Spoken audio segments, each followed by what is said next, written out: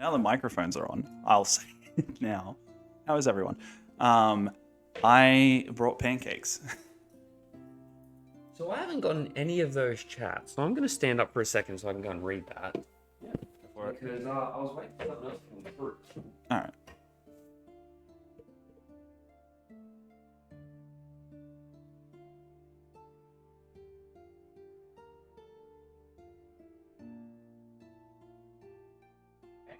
No rolls necessary. I have a high enough persuasion that I was allowed to skip the roll. So no persuasion roll. I just succeeded. I found it unfair that he hasn't come yet. Yeah, well, that too. Here are your pancakes. Yeah, boy. I was not told about this. He walked in and goes, "So, I got pancakes." Fucking what? Yes. So Yeah, how is that's everyone? pretty good. Everyone going good? So, All right. So pre-stream, kind of. it's not even pre-stream. No, We're just gonna do this during the stream. Exactly. So, So, I finally have won a coin flip last week. For anyone that didn't get those top chats, because I don't know, I'm on my phone to read these because I can't see all the way over there. I'm very blind. And for some reason my chats aren't coming through. And on a phone they go away once you leave and come back. You don't get any previous chats. Damn inspiration on persuasion. No, because he's the DM. I won. I did this of my own power. So last week I basically gave Jacob an episode based on the Soul Forge, what he's beginning, and I said it wouldn't have been funny if this would have been the week that you would have actually won the die roll, and then I go, let's roll and see, let's like flip the coin and see if he would have won, and then he said to me, if you're gonna flip this, that means I do win. Definitely Taken next week. Yeah, take it next week. So I agreed to the terms, and we did it on stream as well. Oh yeah, it was on stream. This was not a. I felt sorry for you, and so I'm going to give it to you No, it was on off the stream. stream. Like this was flipped. We showed the coin. Yes. All the maple syrup you're putting on there. I was doing that slowly. That's not a lot of maple syrup. If I do this at home, I literally have my own bottle of maple syrup because my partner doesn't eat it. So all of the maple syrup's mine. I love maple syrup. Oh fuck! All right. I want to taste Canadian maple syrup because I have so many different ones. That's what I get. It's is the 100% pure Canadian in the glass bottle. It's so good. I'll bring some because it's all I buy. Please. That means Yeah. I have to make a bit more pancakes next time. Yeah. See, this is that persuasion without rolling a die that I'm talking about. So yeah, I finally get to choose a topic. Yes. So you have one on mine that you want to have answered. Yes, I do. And when I tell you, you are going to look at me and go, okay, I understand why you have an interest in this topic. Probably. Spilling maple syrup all over myself. So, I want to talk about these things. These beautiful, but these horrible rocks of fate that I'm very bad at rolling. And that no matter how I build a character, they always betray me. So you don't need a full stream on the odds of rolling. No, this isn't on the odds of rolling. This is on If you'd like to know, Jacob alternatives. and I have had a full week discussion on odds of rolling dice. Oh yeah, it's good fun. It's some of the reason why it kind of fell to it being the two of us running the podcast, because yeah. we can talk about shit forever. Yep. Literally. So, But no, I don't want to talk about odds. I want to talk about alternatives. alternative systems. Yes. Because I have looked at odds. And there's ways that you can roll dice that give you more of a bell curve. Which means... Bowling, correct? What's that? Like bowling. How in bowling Yeah. you have certain techniques you can use to give you better advantage. Oh, no, so this isn't to give you an advantage. This is to give you a more of a bell curve in your results. So the way that rolling 1d20 works is you have an even chance of rolling 1 through 20. It's always a 5% chance for every number. However, with alternative methods of rolling dice, where you roll more lower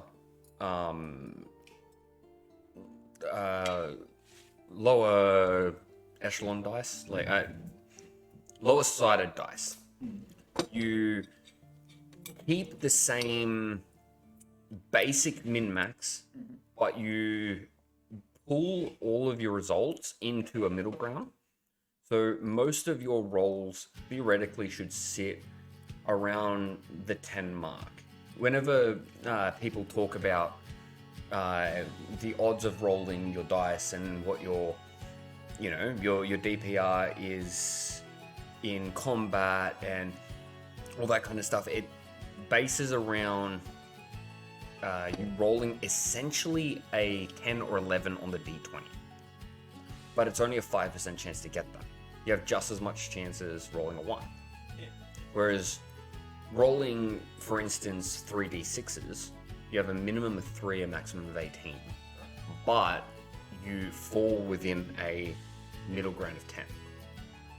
So what it does is it allows your skills to actually shine through. If you're meant to be really good at a skill, you're more than likely able to get not a great roll, but a decent enough roll where your proficiency in a skill can carry you over the line.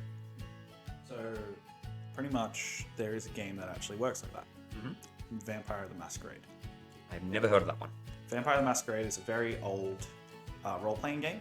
It's been out for a long time. Mm-hmm. Not as long as D&D, but it has been out for quite some time.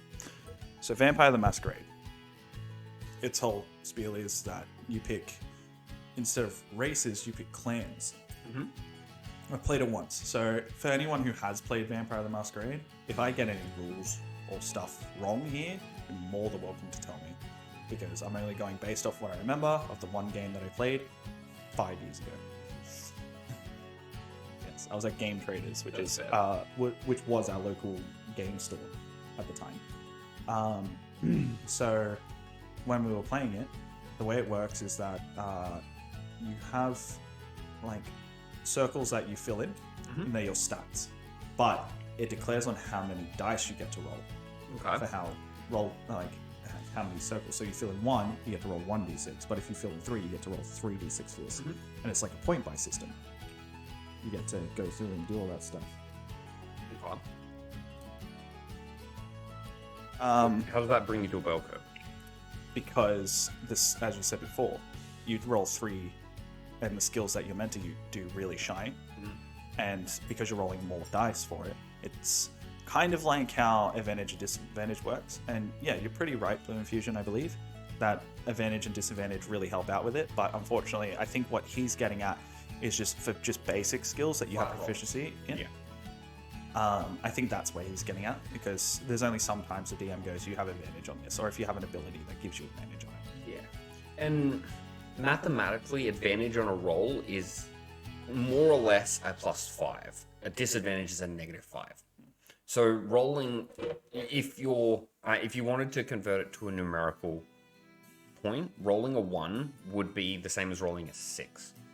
Rather than rolling 3d6s where your average is 10, if you roll less, then bad luck. That's like your disadvantage. If you roll higher, fantastic, that's like your advantage. And I don't like the idea of doing this for everything. I like it for skill checks, because it allows you to play into what your character should be good at out of combat. When you're in combat, I like the D20 because you're fighting against someone else's ability. And it also, the odds are the same. Yeah. So having a more evenly spread out distribution of rolls in combat kind of makes sense, because you're fighting against someone else that's also proficient in fighting, right? I think the way that they kind of have made for the system to be better is by the whole proficiency bonus. Yes. I think that's what kind of evens it out. So your low roll of 2, instead of it just being 2, could be a 7. Yeah. And when you get high levels, your low rolls inside of your proficiency bonuses just become astronomical. If you're a bard or a rogue, you just never have a problem. But it doesn't mean like against like a barbarian or something, they have to rage to get the advantage. Yeah. And because they don't get expertise and stuff, monks just get arse end of everything. Of everything, yes. Yeah. So I do see where you're coming from on that. So you think a 3d6 system would, like a d6 system would work better? I do. At least for skill checks. I don't know if I like the idea of doing it for combat, but I think I like the idea of it for skill checks. The way I think of something like you've just said is that's what I was trying to get at with the Vampire Masquerade with their skill checks, is the fact that let's say if they were doing deception and they had 3 dots in it, it means instead of trying to beat a DC with 1 die, they're using 3 instead. 3 to beat it. Yeah, which is kind of like what I was getting at, where they use the D6 system. So it's kind of like a proficiency gives you perma advantage kind of thing. Yeah. You don't get advantage, but you do get extra dice. Yeah. And extra dice does help out. You don't get stat bonuses. Yeah. But the bonus is the dice, and it just means that you have a higher chance to do something. Yeah. Because you get closer to that bell it's curve not like rather than being. Yeah. One of the worst dice systems I've ever seen in my life was Sea of Thieves. Oh my god! Don't get me started on that game. It is so difficult. Fun game. Yes. The rolling system's horrible. It's very horrible. It's never in your, like, there's games where obviously you have a general fair chance, but it's just never in your favor. No. And it is very different.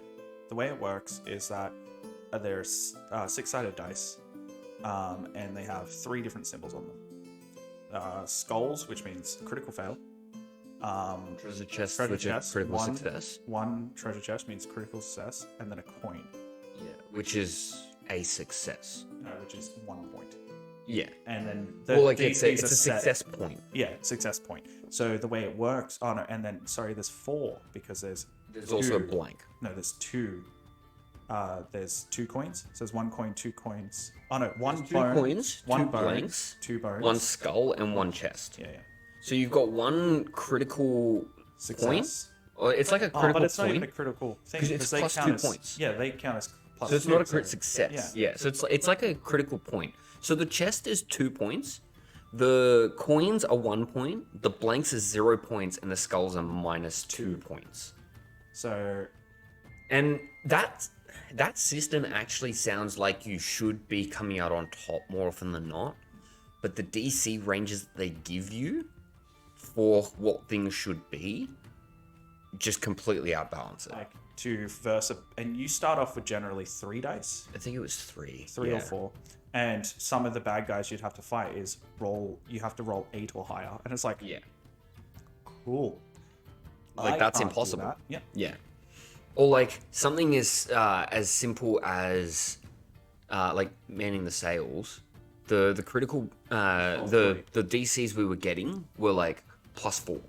It's 3. It was generally 3. He was very kind to us. But when you do the math on it, it's 8's its best. Yeah.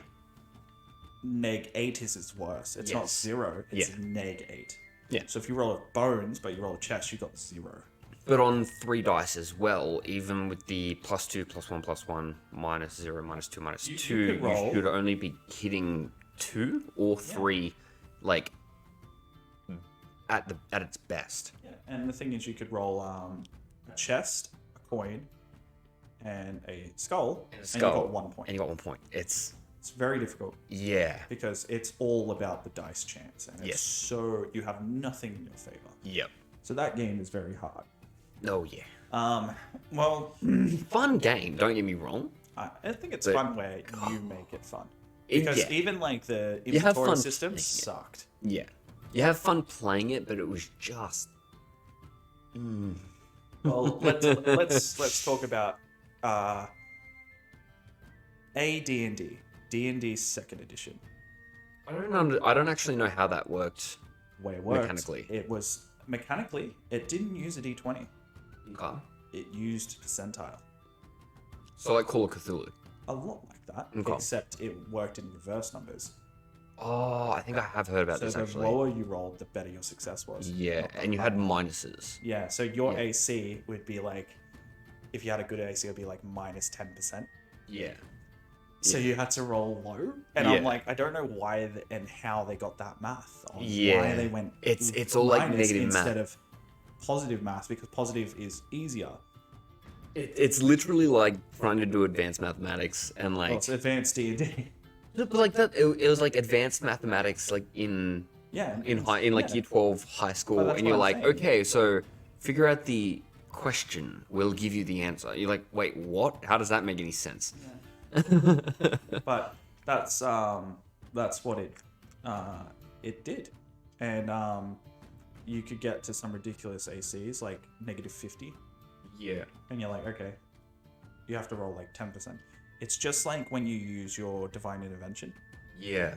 That's where The that's divine still intervention ends up being like your instead chance of to hit. rolling like you gotta roll 90% for it to work. You have to roll like 2%, and you're like, what? It baffles my brain. Yeah. When it comes to that. They weren't kidding when they called it Advanced Dungeons and Dragons. No. I have made dice systems up. Well, not dice systems, dice mechanics. So one of them is what we call QuickTime.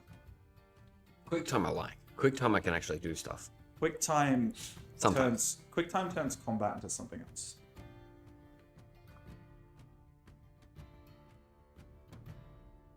I'm pretty sure he's just saying. Oh, if you're talking about like the percentile thing, it's for everything. Yeah, I'm not 100% with AD&D. I'm pretty sure the D20 just phased out Yeah. Phased out. yeah, that's Did why- they play a D20 for originally? in the first one. Yeah. Okay. But that's why percentile dice existed. Gotcha. Originally, it was just D10s, Yeah. and then they made percentile, and then they started implementing percentile into everything. Gotcha. Okay, that makes sense. Yeah, weird mechanics though. Like I'm sure once you learn all the systems, you get used to it and it's really fun to play. But like to us normal folk that just play 5th ed or have played 3.5, like it's Jacob's where it's topic. just numbers. Okay, so with the 3d6, that one.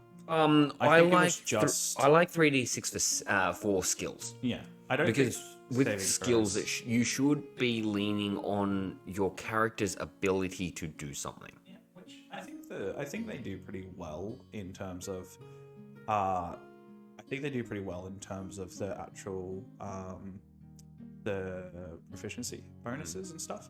But I think the better system was 3.5s, Yeah.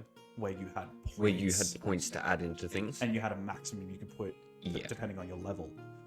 Because in D&D 3.5 or 3rd edition, the way it worked was that you had a pool of points and you had a lot of skills. It was a lot more skills than Oh, there you was see in 5th there's something edition. like 30 skills, wasn't there? Yeah. Yeah. It turns like stealth into move silently, And hide. Yeah. Hide and all move this- silently. hide and That move was the silently. two, They yeah. were the two. But So that you was have to both roll stealth. one and the other, which is fine because if you, let's say you roll a move silently but you're not very hidden, people who are listening can't hear you, but people who are looking can. Or the reverse. Yeah. You can make a lot of noise but you're hidden. Yeah. Like that's where the advantages was. When you made stealth, it made a lot more sense because you Yeah. had a lot more to play with, but you had more advantage on stealthing because of that. Knowledge was more in like history, arcana, and it just didn't hit one thing. It made you unique in your skill. Yeah. So, and the way the point system worked was based off your class. Your class would give you a certain amount of points, and then you would also get more depending on, I think it was intelligence or something. And what Yeah, I you think did your with that, intelligence being higher gave you extra points. rogues and bards still got the most. They were insane. At like level 2, they had 44. Yeah. So, And that's a lot of points It is. considering. So the way it worked in that game was, let's say, it's like armor class in 5th edition, where if you picked a medium armor, it said you can have dex. It's this number plus your dex max 2. Max 2. In this, the way the actual skill system worked was at level 1 you might only have a max of 5 in one stat, and then at level 10 it says you can now have a max of 10. Yeah. And you divvy the points and you put them into anything you wanted, literally anything. but things that you weren't proficient in cost half a point. Yes. So cost, yes. So you had to gain proficiency in a skill to get maximum use of your points. But if you wanted to put like points into skills that you weren't, You could still you could still do it. It just cost you 2 points for the one. And that was a nice system because you can make yourself better at something that your class isn't letting you be. Yeah. And you take a massive penalty for it, but it's still very customizable. Yeah. I think the best way is that you talk to your DM, because you can always, with your backstory, make yourself proficient in a skill, but in something else. Yeah, and then make yourself proficient in not a skill, which that's what backgrounds are for. So it's the whole idea of custom backgrounds. But in that case as well, with the whole system of 3.5, that works out to be more in your favor because the DCs worked the same. Yes. So, and if 5th edition was like 3.5 in that aspect, you wouldn't have a problem. That's right. Because it's not, I have a max of, I think the max you can get was like 10 if you didn't use expertise in a skill. Yeah. No, 11. 6 proficiency plus max 5 in the stat, and you'd be at near level 20 at that. Yeah. And in You'd have a skill of 3.5, 20. by 10, you had like plus like 15 in the stat. Yeah. The numbers got really, really big in 3.5. Well, because you could go to level 60. Yeah. Well, like, they got really, really big regardless. Yeah. I'm pretty sure... What level were we when we stopped playing 3.5? We were only, like, level 4 or 5? But, like, I'm pretty sure one of our characters... was it the monk? And he had... No, not the monk. The bard. Yeah. And he'd played 3.5 before. Yeah. And I think he had one of his skills up to, like, a plus 11 already. At level 5, and we're like, what the hell's going on? Like, we weren't used to the system, and... But it now, if you look at it from this perspective, playing 5th edition, you understand like, plus 11's insane. Yeah. But, again, and the DCs were the exact same. That's right. But, and you do the same system. As a DM, you set a DC for what they have to do, unless you feel like rolling and just being random about it. Yes. So, if they needed to, I don't know, push over something, you set a DC of 20, and they roll against it. But if you think it's going to be a little bit harder, you set it to 25. Yeah. And multiple people can attempt it and then add the numbers together, do a lot of things.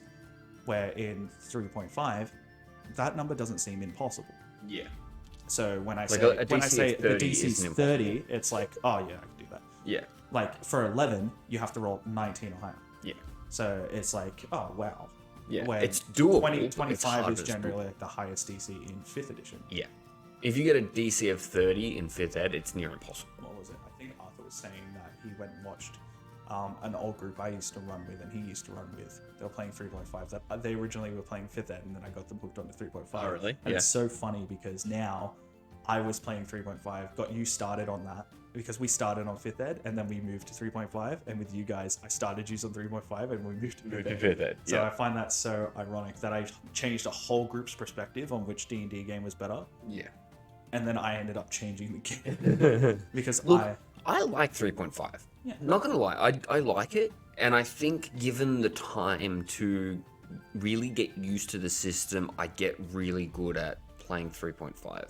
Just because of the customizability. I think a lot of people would, but I like the simplicity of 5th ed. You don't have to think so much. Correct. And also the one thing that I think 5th ed did better than 3.5 was in 3.5 there used to be something called prestige. Yeah. Which is what we know in 5th ed as subclassing. And subclassing you get at a level, depending on what class you picked. Yep. Generally, rule of thumb, it's always level 3. Yeah. There's only one that's kind of level 2, and everything else There's first. at least 2 at level 1. Yeah. Cleric and Warlock. Yeah. And wizards are second level. Second. Yeah. So Everything it's else is weird. third. Everything else is third. But for 3.5, you have to hit prerequisites to actually go to it, and some of them are ridiculous. Yeah. Like, you have, for a Drunken Master, in 5th ed, you just become a Drunken Master. At 3rd level. Yeah. But for 3.5, you would have to, one of them is to go to a bar and outdrink a Drunken Master. a Drunken Master. Yeah. How do you know they're a Drunken Master? Yes. It's someone who's already drinking and drunk can say they're a Drunken Master, and your DM can be so mean. And just be like, oh yeah, they weren't. Yeah. Yeah, it's so I don't like that aspect. I like the numbers game of 3.5. But I like the simplicity of Fifth Head. I feel like the best way to play this game would be somewhere in the middle, though. Between those two. Yeah, I think if you just move the skill system over, it fixes it. I think so. Because It's Advantage somewhere in didn't the middle. exist in 3.5. Yeah, I made it exist. you would probably use the skill system, but you wouldn't port it over exactly as it is. You still don't want to be getting a plus 30 in your skills, but you'd move it into somewhat of a point system where you put points into Instead of your proficiency skills. bonus. And those points are just plus ones. Yeah, instead of the proficiency bonus, you do a point. Yeah. You get a point system depending on what class you are. Yeah. Because that matters more. Even if you used like almost the existing system, you did away with proficiency, and like let's say with your athletics, you have a +2 in strength. Expertise in 3.5 was you doubled your points for that level. Fair enough. So you didn't double the points that are already in, you just doubled your pool for that level that you hit expertise. So you had more points to divvy. Yeah. Which But makes them the jack of all trades because they have more points to use. Yeah. But what I mean is like if you have a +2 in strength, you should start at a +2. Yeah. And then for your dump stats, you'd start at a -1. So if you put a point into your dump stat, so let's say you're every player ever and you have an 8 strength, and you've got a -1, you put one in and now you're at a +0 to your athletics. Put another one and you be a that with +1. proficiency bonuses. Though, Yeah. generally. You do. That's You how can. that's how you even it out. Yeah. Bloom Fusion actually let you know this another system. 10 plus modifier plus roll d10 for effort. I like it. Oh, actually, do I? Well, at level 1, that's 12. Yeah, I think it's a bit high. I think you would need to use like your DC calculator. So 8 plus proficiency? Well, that becomes 10. But that means that there's no room to fail. Because I believe failing is part of the game. I know you're meant to be really good, but sometimes even like, what is it? Yeah, that's why I'm thinking about going, yeah, but there's no low rolls don't punish you at all. No. I feel like they shouldn't I think punish you as much as they do. Yeah. But they should still be a thing. There's different circumstances to a low roll. For instance, any like knowledge low roll, the time that it will actually hurt you is if in game you don't like out of game you don't remember something and someone's interrogating you about it, then you have to answer it or something bad's gonna happen. Yeah. So you roll a history check to remind yourself, and you roll low. Yeah. And you're like, oh crap, and then something happens. Or let's say you're doing an athletics or acrobatics check while you're running. Yeah. And then you fail that when you're meant to be really good at. You just natural 1, but that's also you just slipping. Yeah. But So like then- that I understand, and like there then- should be consequences for low rolls. I just don't think they should be so all encompassing. Well, actually, like- there is a rule that you don't know of that you might have not remembered from 3.5, but it is a rule there. So in 3.5, which I do here because I've let Rob do it actually. Taking 10 or taking 20? Taking 10. Yeah. So taking 10 is when you take your time doing something that you have time to do. I have to preface that the DM determines you have time to do. It's where you take your time doing something and you get 10 automatically. Yeah. And then plus your proficiency modifier. Yeah. Or whatever the... So as far as I knew, we don't do that. I've kind of been bringing it in because of the live stream aspect. Yeah. I don't do it on everything. I don't just let you guys go, oh, I'll take 10, I'll take 10. Like, Yeah, if you're in a town and you're looking around, you're walking. Yeah. You're gonna look. But, So like... But let's say you're in a house, Yeah. you need to board it up, you have a few hours, Yeah. you can take 10. Yeah. So what the role that got me thinking about it more was when mine and Jacob's character was sitting in the field and we were messing with magic and he did his Eldritch Blast and I was like, okay, in my 600 years of life, do I know anything about this? And I rolled a 2. Yeah. I've got a +5 to my Arcana, Well, the thing which is what I was rolling for. You gave me a 7, and I didn't give you no answer. You didn't give me nothing. I gave you that you knew it was magic, you knew that it wasn't something kind, and you also knew that it was something that was force. So, Yeah. But my reasoning behind that logic as well, is that warlocks aren't everywhere. Yeah. They're very hidden. They do. It wasn't the 90% of time information that I damage. got that had me thinking about it. It was looking at my +5, which is my best addition. Is my best addition that I can make to any stat roll. Yeah, at the moment. And I'm like, great, I got a 2.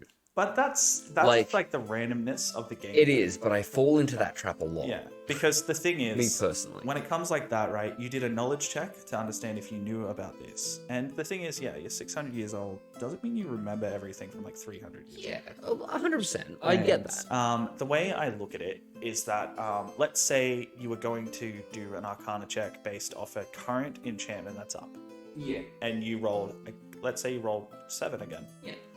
Do you know what the DC is for you compared to Probably like lower.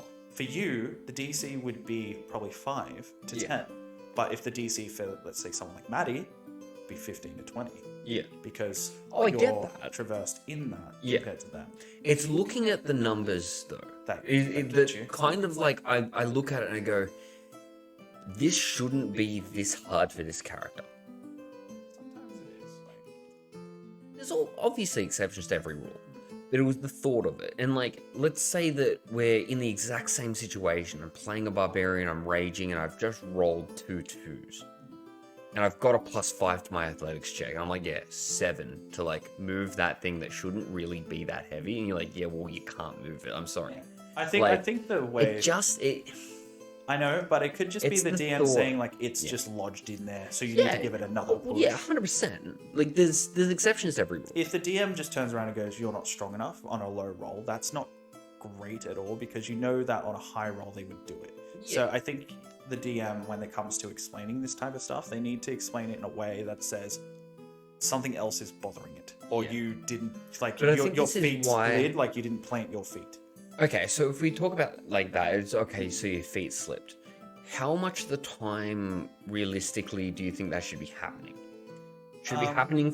Should it be happening Are you talking about like 20% of the time, or should it be happening 5 to 10% of the time? Well, I think the thing is though, when you say the 20% of the time to the like 5 to 10% time, you are right.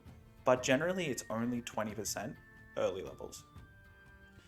Yes, I get that. When you become better at the skill, it does move to that 5 Yeah. to 10.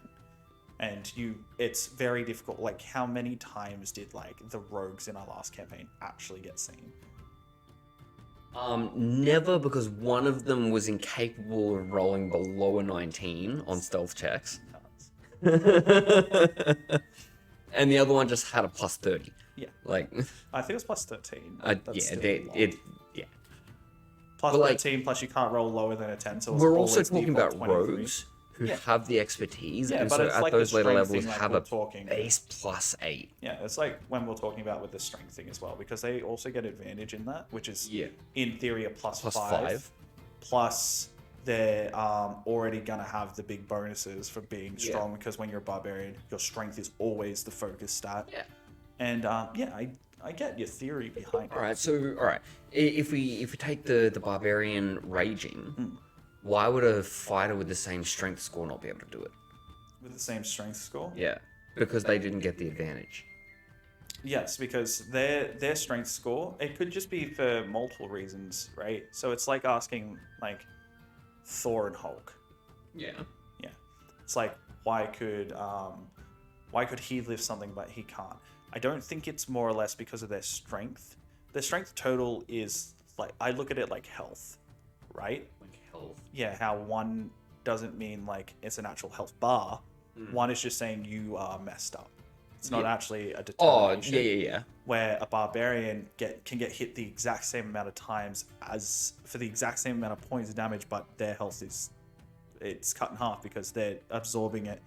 It'd be the same amount of damage in theory, but they're raged enough they're not caring about it. So when it comes to the strength stuff, like I'm saying, yes, they could both have 20 strength, but I could look at 2 people that have the same rough look of strength, but one could be stronger because of like their core strength or something, right? Well, the way I see like a 20 strength score would be what can you bench? Yeah. But And if you get two people that can bench the same, why wouldn't you be able to move that thing that's this that has that DC that's yeah. achievable? Yeah. Like But I don't 100% think- achievable for you, But the thing is, I don't think you'll ever get. but you won't be able to move it a good 20% of the time. I don't think you'll ever get something perfect like that. Like trying to understand. Well, that's why I'm talking about moving towards something that gives you more of a bell curve. Yeah, but then rather than that means you never have room to fail. you do though. Yeah, but you're like, let's say you're just having a bad week, a bad slump type thing, right? Yeah. Like we're good at card games, Yeah. but there's just some weeks that we just suck at them. Yeah. And but if there was only one match we sucked instead of like a full week, then we could never go through and try and like figure out what was wrong with that. We never go back through the decks. We're big nerds, and But I feel like that's a bell curve. kind of because Because again, that's when you roll all of your beads down like your little bell curve I think also it device. doesn't make it makes moments like these, right? So let's say I think the way I kind of solve what you're saying as well is where I say I don't accept every natural 20 Yeah. because sometimes like when Maddie rolled Something higher than shouldn't you, be able to happen. yeah, and not only that too, it's like when Maddie rolled higher than you on the knowledge check, and I told her she knows it's magic, but she doesn't really know what it is. Yeah. You rolled lower, but I gave her less information. Yeah. And that was just because you just realistically look. I believe that a fighter should be able to move something like a barbarian if they're focused on strength. Yes. I believe that technically if they had an arm wrestle, it's all about who rolls higher. That's right. And I don't think one should have an advantage over the other. I think it does because of the rage. Because the rage is saying, I'm not caring right now, and I'm like, it's mindless. Caring about what though? For instance, it's like the whole bite your finger thing. Yeah. How you bite your finger off. Yeah. Where if you didn't think about it, you could. Yeah. But you think about it. I think when they rage, they don't think about everything else. Like it's like ultra instinct, if that makes sense. Where they're not thinking so they can do shit better. I think it's because they just see red and they're in a berserk But I think mode. that's where the luck aspect should come in. Yeah. But your luck, you should have, on average, a fairly even contest. But also another way that I see strength isn't. I don't view it as how much can you bench press. No. I view it on like a lot of things, right? So you might find somebody who can do more push-ups than me, but I might be able to lift stuff they can't, which is very weird. One of those is endurance Yes. over strength, though. But that's what I find strength to be as well, is endurance. But isn't endurance your constitution? I think your constitution is just literally your health, like how healthy you are. You make constitution checks for... Death. No, yeah, well, you do. No. I Their find saving throws don't add your... I find Oh, they do, con don't they? a lot like stamina. Yeah, How stamina is do you- endurance. Yeah, but again, when it comes to strength and stuff, I just find it like they're just mindless. They're mindless strength. It's like it's hard to try and get the words that I'm thinking out of my brain to try and like imagine it. So it's like someone have Efficiency equals roll another d20. Take the best roll. Best case advantage on 3d20. If you've ever watched Elven Accuracy in action, 3d20's busted. 3D is nuts. And I'm glad that I got you. You were lurking originally, but I'm glad I got your attention with the biting your finger off. Yeah. It's just, I think it's actually just the best way I can explain it is that if barbarians didn't have rage, they'd just be fighters. Yeah, that's fine. Yeah. But but two characters with the same strength score should still have, on average, the same ability to do something. Generally, but Which is what a bell curve does. It doesn't mean that you have no chance of failing. It means that you sit in this area. but it doesn't make the barbarian like the strongest in the Because then you still alter your DCs accordingly. Well, kind of, because they get advantage, so that means I don't have to alter it. I feel like you still should be. You should be altering the DC for a barbarian versus a wizard No, because lifting in the same way that you would a fighter versus a there's wizard lifting. Bigger difference there. And you'll learn this once you start to DM, is that if I change a DC from one player to another on something like a stone or a door that needs to be pushed down, then when you get from, DC's 25, so the barbarian has to roll like 18 or higher. Yeah. And then let's say the barbarian quite doesn't do it, and then he goes, okay, and then the fighter comes up, has to roll the same DC, and let's say their strength is very similar, doesn't quite do it. But then they're like, oh, let's work together. I shouldn't have to go, I'm going to put this down. And even when a wizard goes to do it, because the DC is still very high, it just means that they're not going to do it. Even on a natural 20, they won't. That's my point. That's the whole point. But the DC would just up. Well, the DC would just naturally be up. That's what I'm saying. If a barbarian had to go do it, it was already high. But if the DC, you said, wait, what did you say the DC was? 25. 25. Okay, yeah. So they'll never hit it with a negative strength score. Yeah. Well, what about? So with the 25, you would then be looking at an 18 to get it with a maxed out strength, right? Not a max, because you'll have your proficiency bonuses. Yes, because level 1 with a maxed out strength. I was telling you to do an athletics check. Athletics check. Yeah. But all right. So then, when you're talking about the mental stats, the reason why I do that is knowledge on the subject. But I feel like it should still be the same. Kind of. If we sat here and we had two smart people in the room, and I sort of spoke about one subject a smart person knew, but the other smart person who doesn't know anything about the subject, explain what it is. That's only because they've never learnt it, though. But if they had learnt it, they should be able to. But that's what I was saying. So let's say if Maddie did end up learning magic, not to do it, but learn what it was off you. Yeah.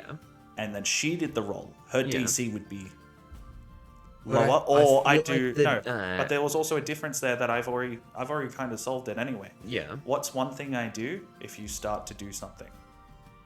I give you bonuses inside the actual stat. What do you mean? So let's say, remember fishing? Yeah. And they got +1s in survival.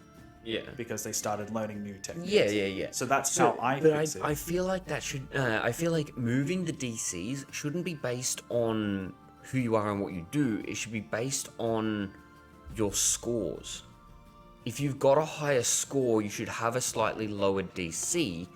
Maybe not in the multiples of 5, but you should have a lower DC because you are already bringing yourself into line with what should be hard and what should be easy for you. Thank you. That's it. Adrenaline. That's what rage is a lot like. It's adrenaline. Even if it is adrenaline, I don't think it should give you a astronomically higher chance of doing something. It's as like she even pointed out, is that it's a sack of self-preservation. Yeah, your mind's not thinking. But that's giving you a +5 on a bell curve, because if you have a bell curve of you should realistically be getting a 10, and your strength pushes you up to a 15, but your rage pushes you up to an essential 20. I'm pretty on sure that it roll pushes of it up 10. to 15, doesn't it? Well, because advantage is a +5. Yeah, so that it just doesn't go to 20; it stays at 15. No, because that's your strength. Yeah, no. So because you're adding your modifier, and your advantage is on your roll. But that's the adrenaline to do something. But that's your adrenaline is bringing your 10 to a 20. But here's the difference, right? Rather than bringing your 1 up to a regular 10. You just answered it, though. You remember how you're saying there's a fighter and barbarian? Yeah. Both same strength score. Yeah. So if they were just flat on the bell curve, it would just be 10. Yeah. But then their ability scores, if they're the same, goes to 15. Yeah. Now, if you had a rush of adrenaline, you should be going to a 20. But you should both still more or less be hitting that 10 on the die, is my point. I'm not too sure that's how that works. If you then have a really off time, which is what you were saying about card games, that's when you roll low on 3 separate dice. Well, it's like this: the adrenaline of a parent talking saving. about the adrenaline, Yeah, though. no, but I'm just saying in general. It's like when people lift up cars when they're not meant to be able to. Yeah. Because of the adrenaline that kicks in. Yeah. That's what rage is. That's fine. So that's why they could do something someone else who had the same strength didn't, because they don't have that adrenaline to push it. Yeah, that's fine. But why should you having an off day be the same chance as you having a regular day? Which is the base of a 10 on the D20. It's just luck, man. Like, what is it? That's my point. Why? That's the point why I'm is making. it that? Yeah. Well, it's the exact same as like. Why is? No, that's too personal for my partner. You should be having an actual average for your rolls, and getting less than that, which is still possible, should be less likely for things that you're already. One sec. Passive skills 10 plus modifiers, can't roll a check lower than your passive. I don't like that you can't roll lower than, because you should. The reason I bring up a bell curve is because you should be You want to explain to people what a bell curve is? So a bell curve is the way that the graph works with a D20 is you have 5% chance for a 1, 5% chance for a 2, 5% chance for a 3, all the way up to 20. Rolling 3d6s gives you something like a 50% chance to roll either We're not talking about the things. We're just talking about. we're talking about the curve. Yeah. This is the curve. Okay. So rolling 3d6s gives you something like a 50% chance to roll either a 8, a 9, a 10, or an 11. A 9, 10, 11. It does. Because on 3d6s, you can roll a 1 up to a 6 on 3 different dice. Yeah, but that just sounds like you're always going to like. Not always. Yeah, no, but you have more than half a chance to roll higher than lower. No, you have a 50% chance of rolling. So what's? I think it's a 9, a 10, or an 11. Yeah. So then, if the max number is 18, then what's your percentage of rolling 18, like to 18? Rolling 18 Yeah. is something like a 2% chance, which is the same as you rolling a 1. But it's less. Yeah, but it's less than you rolling a natural 20 though. Yes, that's exactly the point. Yeah, but then when you put it in that perspective, you'd roll 18 instead of having a 2% chance rolling 18. You actually have a 15% chance of rolling 18, 19, 20. Yes, 15% chance of rolling 18, 19, 20, but also rolling 3, 4, 5. So you have the same amount of chance of rolling these really good or these really bad, but you've always got a middling chance of rolling middling rolls. That's the same as a d20. No, it's not. Why? Because everything's a 5% chance on a d20. But when you're accumulating what happens is your chance goes from a flat line on a graph to going like this. On a d20 or on 3d6 versus a d20. A d20 is flat because you got 5, 5, 5, 5, 5. On 3d6, you have something like 1.6, 2.5, because in increasing numbers, you have more chance of rolling 2 2s and a 1 than you have of rolling 3 1s. Isn't that the point of the dice system, though? Like, of the d20, is the opposite endings. So on each side, there's a 50% chance of good and bad numbers. But it's good and bad numbers in such a large section that it never gives you a middling roll. Well, if you look at a 2, on the direct opposite side of that 2 is an 18. Yes. But because everything's a 5% chance even, you don't get your bell curve, which says that you realistically should be hitting middle of the pack rolls. Technically you do. It's called your proficiency bonus. It doesn't work out that way. But numbers are always better than die rolls.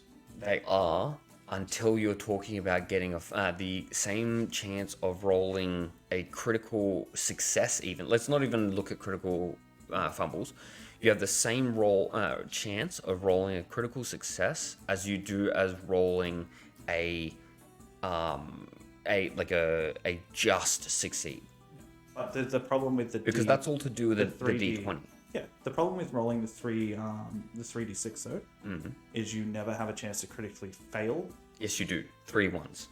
But then what's Even the though point? even though it's a 3, you still have that chance of getting that critical fail I find and that critical success. so the reason why I find the dice system there is flawed is just because you're then adding, instead of you rolling 3 naturally on a d20 Yeah.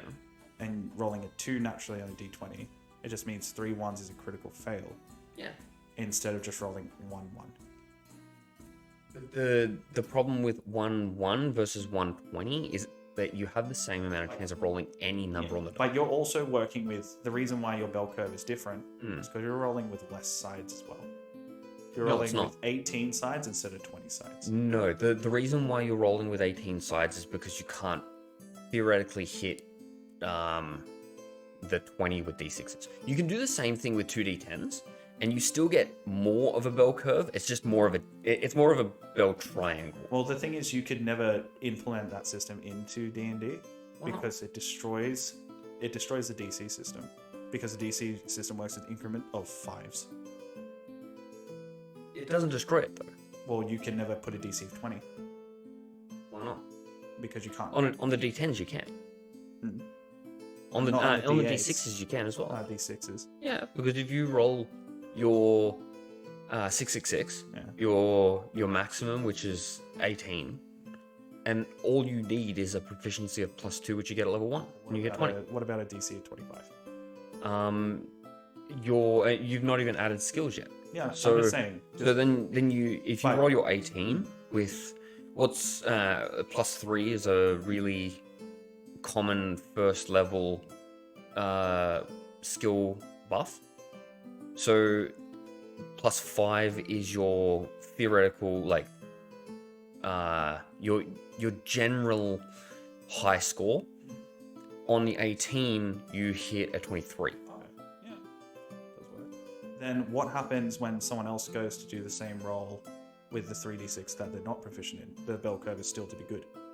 No, because what it does is it says that if everyone gets a 10 and I have a +5 in a skill, my general score should be 15. That's how it works in. If you roll a 10, But if with your -1, your general score should be a 9. Yeah, but what you're saying now still exists, because if you rolled a 2 on Arcana, which got you 7. If Maddie rolled a 2 on Arcana, it got her 2. Yeah. So it still exists. It You're just trying to make it more complicated to be favorable in the person who has has using the skill invested check. in a skill. Correct. Yes. But also, that's the whole point of the way it works in the D20 system, is because you rolled a 2 and it became a 7. So that means that even though you rolled low, it is still favorable you compared to someone else rolling low. It is. Yeah. Yeah. I still believe the way you fix the system isn't by changing dice, is by making it a point system. Yeah. That fixes it, Yeah. because I've seen it work. I like the idea. Because of the only point way system. they generally fail is if a natural 1, and then that makes it not their day. But that's exactly my point. That's exactly the point I'm trying to make. That's the way you do it without making it complicated, is you don't change the dice system. You change the... However it ends up being, Because they've already got a point system of that works for that. the talk was meant to be that if you've invested in something, you shouldn't have all of these off days that you do. Yes, You I should believe that... have a middling ground of not failing. I believe the average on 3d6 is 9 to 12. Because the average on 2d6 is 7. Like 6, 7, 8. I can't remember the exact numbers But I think it is off the top of my head. You might be right. Which generally that favors everybody. Like, because then you never get the low under... Like, it is less chance for someone to get under 5 Yeah. compared to getting an average roll. Yeah. And it does... Doing that will also make it that... you have to then just look at the player and do that whole base... Like, that's when you change DCs massively, because all the rolls are going to be... There's an average to all the rolls, and you're like, oh shit, well, you rolled higher than I expected. Yeah. Because you've got that. Instead of just... You have a flat number that I know you have, so if you roll and you have 5% chance of failing this, or even 5% chance of just natural 20ing this. Like the increment of 5s, I just enjoy more because it's fair all around. Because it is 5 no matter what. Yeah. Instead of 50% for the average, and then lower and lower for the other ones. And and I think the point system would work. I think the point system probably would work better. And it just means that like now that we've been talking about it, I think it would. Because you know how you say you invest. Yes. In 5th edition, you actually just don't invest. You don't invest anything. No. So that's the other thing where you're saying that the bell curve helps you invest, but no. In doing a point system makes it actual investment, which means that I put a lot of points into this, so me failing is a natural. Yeah. Or maybe I got information out of this, but not a lot. That's the end point I'm trying to get to. Yeah. Yeah. And I think just adding a 3d6 system where the d20 is just the main die. They did that for a reason. Oh, look, when I was bringing up 3D6, it was just I was bringing it up because another it gives you a nice curve. Yeah, but it gives everyone a nice curve, even your enemies. Yes. Yeah, no, 100%. Like, I'm not trying to say that this should be in the player's favor. I think it should be middling for everyone. I do. I think it should be middling for your enemies as well. What I also hate about that whole thing is you don't get the moments where you don't get the funny moments. You don't get the whole You do. I They're failed. just spread out more. Yeah, so but the fact that they're more spread out means that they're even more special. But there is the times where you go, this isn't my week, and it's just not happening. It was like this was actually way better. Here's a really good example that he will be the one who relates to it. For I think about 10 weeks in a row. Yeah. He was rolling under 10. I rolled under 10s. He got to the final boss battle. Every turn in an 8-hour boss battle game, nothing but natural 20s. No, I rolled one natural 20 every round. Yes. Yes. That's 8 turns. Yeah. Like 8 hours of turns. Yeah, yeah. Like, I realize that. It's not as much as you're saying. Because I was making 5 attack rolls every round. hello, Gamesies. Hello. Hopefully I said that right. Welcome to the stream. We are currently in our podcast understanding about dice systems and way to make not combat more special, the way to make skills feel more invested. Yeah. That's just the way we do it. That is what I'm getting at. Yes. Making it feel like when you make a character that's meant to be good at a skill, whether it be sneaking or intimidation or history. Well, why can't you get like a sneaky rogue, right? Well, yeah. No, not sneaky rogue. That Why can't you get a sneaky barbarian? Yeah, exactly. Like again, it is possible. You get those barbarians that you do have to just generally have just dex rather than multi-class. Yeah, but then you also have to multi-class to even get better at it. yeah. Where you could just Well, have why the can't you point just system. have a barbarian that you're like, this guy's just an angry, strong dude, but for some reason, if he wants to get in somewhere, no one will know. Yeah. Why can't you do that? He's like a John Wick, right? Where he gets Yeah. in there and then just starts going nuts and everything. Yeah, yeah, exactly. Well, why can't you have that wizard Well, that's what I think. that just lifts on the weekends? Well, that's what I think the point system would do. I think what the point system should do, instead of being like, oh, it's 0.5 in a point that you're not, what I think it should do is that you can be proficient in a point, in a skill, and you get your proficiency bonus in that. Every skill has a max, but your proficiency one has that extra max, which is what your proficiency bonus would be. Yeah. So, for an example, You let's still say need to invest your points into specific skills. this is what I'm about to say. So let's say that you pick proficiency in stealth. Yeah. It doesn't, and at level 1 in D&D, in 5th edition, it would say that from the get-go, without adding your dex, you have +2. Yes. But what I'm thinking is that all your skills default have max 5 at level 1. Mm-hmm. But if you become proficient in it, it can have a max of 7. So you don't have to actually add your proficiency bonus into it. It just gives you the option to go higher with all your points because you invest more into it. Yeah. And that means that, and I believe that your proficiency bonuses should be like, you should always have, you pick out of these and then you get one free one that you get to pick. Yeah. And that's just from the class. From the backgrounds, I think they all should kind of just have the same thing. You get one, and then you get to pick one. Yeah.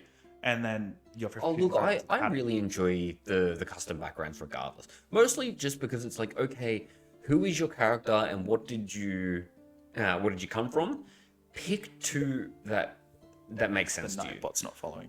Can I really buy followers, primes, viewers at that store? Primes and viewers on, yeah, Mr. Wow. So, okay, cool. Awesome. Nightbot's not doing its job. Clearly not. It stops people from trying to add links that we want to see, and it's not getting rid of this. Yeah. But yeah, no, I do think that probably would give a better result. My idea of a bell curve isn't to make it so that I'm not trying to say you should always succeed. I want there to be some level of investment that makes it hard for you to fail. At a certain point, not from the get-go, but it should make it hard for you to fail. And you shouldn't get it for free. You should have to invest in it. Yes. You should have to invest in it. Yes. And, and you could even, I think 3.5 even had it, but with feats, there were actually feats to add more points in Tuple. Yes. So, yeah. Yeah, I'm sorry. I should have given everyone time. I should have pinned it. Oops. But no, that's how that works. Just like mash your keyboard for like 6 characters and you'll probably get there. Yes. That's what it looked like. So, yeah, I think the way you fix the problem that you had in your mind about skills is actually the way they had it the first time. Well, not the first time, but the third time. 3.5. Which is, but they did it. They did it for a reason, and I'm guessing it was just to make the game more family friendly to the younger crowds. Of course. And that's why a lot of people. That's actually kind of why a lot of people actually go to like Pathfinder, actually. Yeah. And 3.5, because 3.5 has 700 something classes. Yeah. And they're all kind of just a mix mash of each A other. ridiculous number of books with Yeah. a ridiculous number of classes in each book. Yeah, and It is a lot to get your head around. but the one thing, all I have to say is that when it comes to 5th edition, the reason why we moved was because everyone didn't have to focus on the math. Yeah. Because again, it was so simplistic. Like, even though we're adding all the books, it's still very simplistic. Yeah. And when it comes to feats in this game, there is still a limited amount compared to 3,000 plus in 3.5, which it had like a skill tree in a sense where you pick one feat and unlock the other feats. I don't want to be going into that. Like, I just wish we had something that allowed you to invest and have lower chances of failure, rather than it still being largely dependent on what you roll on the D20. Oh, well, there's an easy way to like kind of do it. The way you could do the investment is kind of, and it makes another fucking thing matter the most. So the way you do it is it'd be like your character level times proficiency, and that's how many points you get. Character level plus proficiency. Times proficiency. Oh, times. I was gonna say that. So at level 1, you'd Not only a lot get of 2, points. which isn't. But you still keep the your bonuses anyway, like your like strength, your strength bonus. modifiers. Yeah, Yeah. You still keep Your them in there, modifiers. but it makes them higher. Yeah. Which that means that all you have to do to make that balance out is raise the DCs, Yeah. which is quite simple because you still raise them in increments of 5. Yeah. But when it comes to doing that, it just means that you get to invest those points. When you hit level 2, it's 4 points. Then when you hit level 3, it's 6 points. But then when you hit level 4, it's still 8 points. But then when you hit level 5, it's 15 points. Then level 6, it's 18 points. Like, you start to get way, way better, and you get more and more points to invest. And then again, like when you hit level 20, it's 6 times 20, so it's 120 points. Yeah. Like It's still with the point system there. It still gets way out of hand way too quickly. Well, like probably not way too quickly, but like it gets very out of hand in the later levels. And like, But I don't you know, have to look at the that's less of timetable. like an investment. It sounds like less an investment to me. yeah, but you just have to look at the way that they did it. Yeah. But also they have plus, like, what is it, Rob? This is what I was getting on before. Arthur went and hung out with a group that we used to play D&D with for 3.5, and he heard one of the players roll a 2, and then he's like, "Oh yeah, 65 to hit." Yeah. That's insane. It's insane. Like, And the numbers get out of hand. And numbers that's get part real of the out. reason why I like playing 5th Ed. There's just parts of 3.5 that I miss.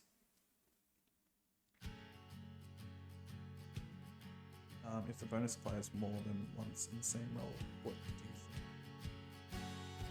think? I don't think there's actually a lot of times at all where your proficiency can be called on multiple times. What do you mean by that? What is... Occasionally, a proficiency bonus might be modified or not modified, either doubled or halved. When you say doubled, do you mean with expertise? But what halves your proficiency? The only time I'm pretty sure I know of like half proficiency is like being able to use your skills half your Page 12 of proficiency the PHP. times. Give me a second.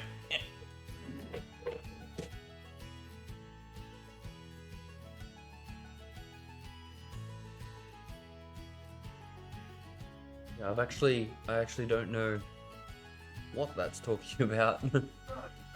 Means I need to do more research on this book. That's alright.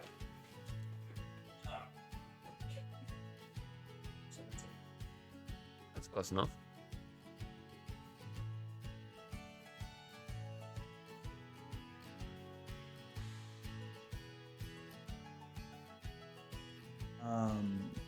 I'm trying to figure out which part. Was it, were you looking at determining ability scores with Infusion? What was that saying? Oh, I'm just wondering, because there's so many different, like, chapters in this. Yeah. So I'm just trying to figure out, so I get straight to the part that he was talking about. Oh no, proficiency bonuses, is that what you were talking about as well? Like, Maybe. where they apply?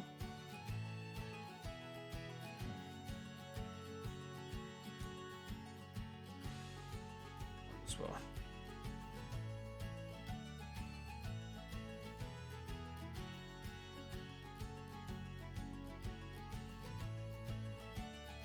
Last paragraph in proficiency bonuses. Okay, your proficiency bonus can't be added to a single die roll or another number more than once. Occasionally, your proficiency bonus might be modified, double or halved, for example, before you apply it. If the circumstance suggests that your proficiency bonus applies more than once to the same roll, or that it should be multiplied more than once, you nevertheless add it once.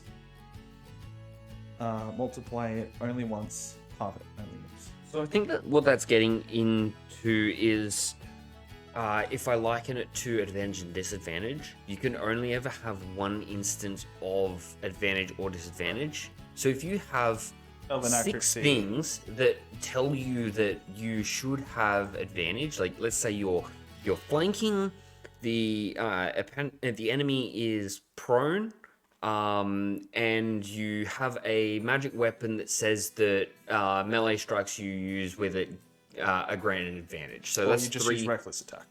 Or there you go, reckless attack. So that's 3 sources of advantage. But if you're blinded and you have 1 source of disadvantage, you make it a flat roll. Yeah. Because those 3 advantages only count as 1. Correct. When it So I comes think to- that's what it's coming up as. Yeah. though. Well, that is So, yeah. that is a good way to like explain what this also means. It's like where it says I've never read something that halves your proficiency. Yeah, me either. So that's quite interesting. I want to know what does it now because Yeah. if it's in the book, that means something does do it. Yeah. But And something, probably something in here. yeah, something where you add your proficiency to it. Yeah, it's generally right. I forgot what we were reading when it comes up to what we were talking about when it comes up to the proficiency stuff. Like why this question was asked. We were talking about proficiency adding points Adding points to a point-based system, though. Yeah. Well, I give you points, but when I give you points, I generally say put that point in the stat, Yeah. not everything. So it's just because like That's literally You're just getting- like a training montage. You're like, Yeah. cool, gain 1 strength, but not in everything, only in that skill. yeah, exactly, because you got better at that skill. Yeah. Yeah, I'm really curious as to what halves. Yeah, you only have one instance of proficiency, no doubling, no halving. So that is correct. You only have one instance of it. So if you're wondering, so when the doubling would be expertise. That just The doubling would be, yeah. doubling expertise just says everything gets doubled. It's pretty much for everything. Still trying to figure out what halves expertise off the top of my head. Either way, what this is saying is if a circumstance suggests that your proficiency bonus applies more than one of the same roll, or that it should be multiplied more than once, it only does it more than once. If it says it should halve it more than once, it only does it once.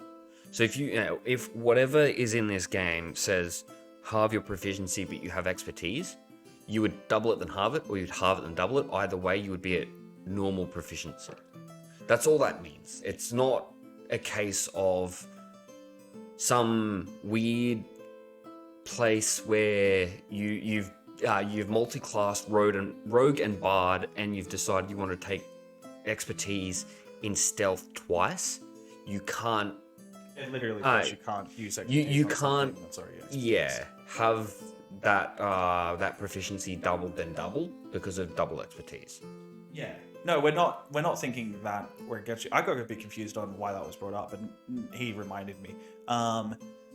Yeah, it's hard to loophole proficiency. Yeah. It's very hard. The way they did it was really solid. Yeah, because they use it very sparingly, or like they use it sparingly in terms of how many times it ever applies to anything. There's no like additional abilities that then go, oh yeah, so add your proficiency to this other thing, or to this specific role where you could already have proficiency in that role. The way they kind of just make it better in a sense, in terms of like the best way you could loop around proficiency is when you already have the proficiency in it and someone gives you advantage in it, because technically you're adding another +5. Technically, Yeah, even though in numbers it doesn't show up. yeah. But in theory it does. Yeah. But it still doesn't stop you from rolling low and getting the same total. Yeah. Um, And that was part of my argument for your dice. what I was talking about. Yeah. Was that I still want there to be cases where you will fail something. I still want there to be those really low rolls that punish you. Yeah, but I just don't think it should be the same percentage chance as you having an average roll. You should average roll more times than you have a really good roll or a really bad roll. What is it?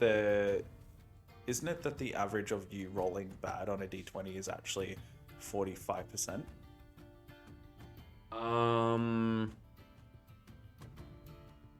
I don't know the actual percentage, but it is technically less than 50%. I don't know if it's 45. I think it's because there's no 0. There's no 0. But there is a 20. It actually might be 45%. It's 45 because you have 55% because everything's a 5% chance. So you do have technically a more, like you have a better chance of rolling, a higher chance of rolling higher. Yeah. But like that 5% doesn't make too much of a difference in the grand scheme of that percentage. Well, the difference is that when you roll a d20, you don't count every chance as is this high or is this low.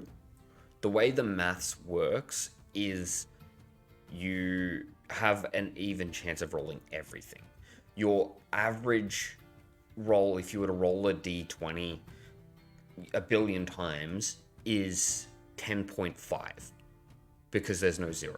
Well, there's something else I just thought of then. technically, you have 4 different styles of roll on a d20. On your system, there were 3. What do you mean? Well, on a d20, you have the worst roll, a bad roll, a good roll, and the best roll. I guess it depends on how you View it. view it. The reason why I'm viewing it is the worst roll is the natural 1. Yeah. The bad roll is 9 and under. The good roll is 10 to 19, and the best roll is 20. Yeah. On your dice system, on your dice system, on the one you were saying, you have a worst roll, a best roll, and your average roll. Well, I would say you have bad rolls, average rolls, and good rolls. Because your And lower then best your roll. lower So you have 5.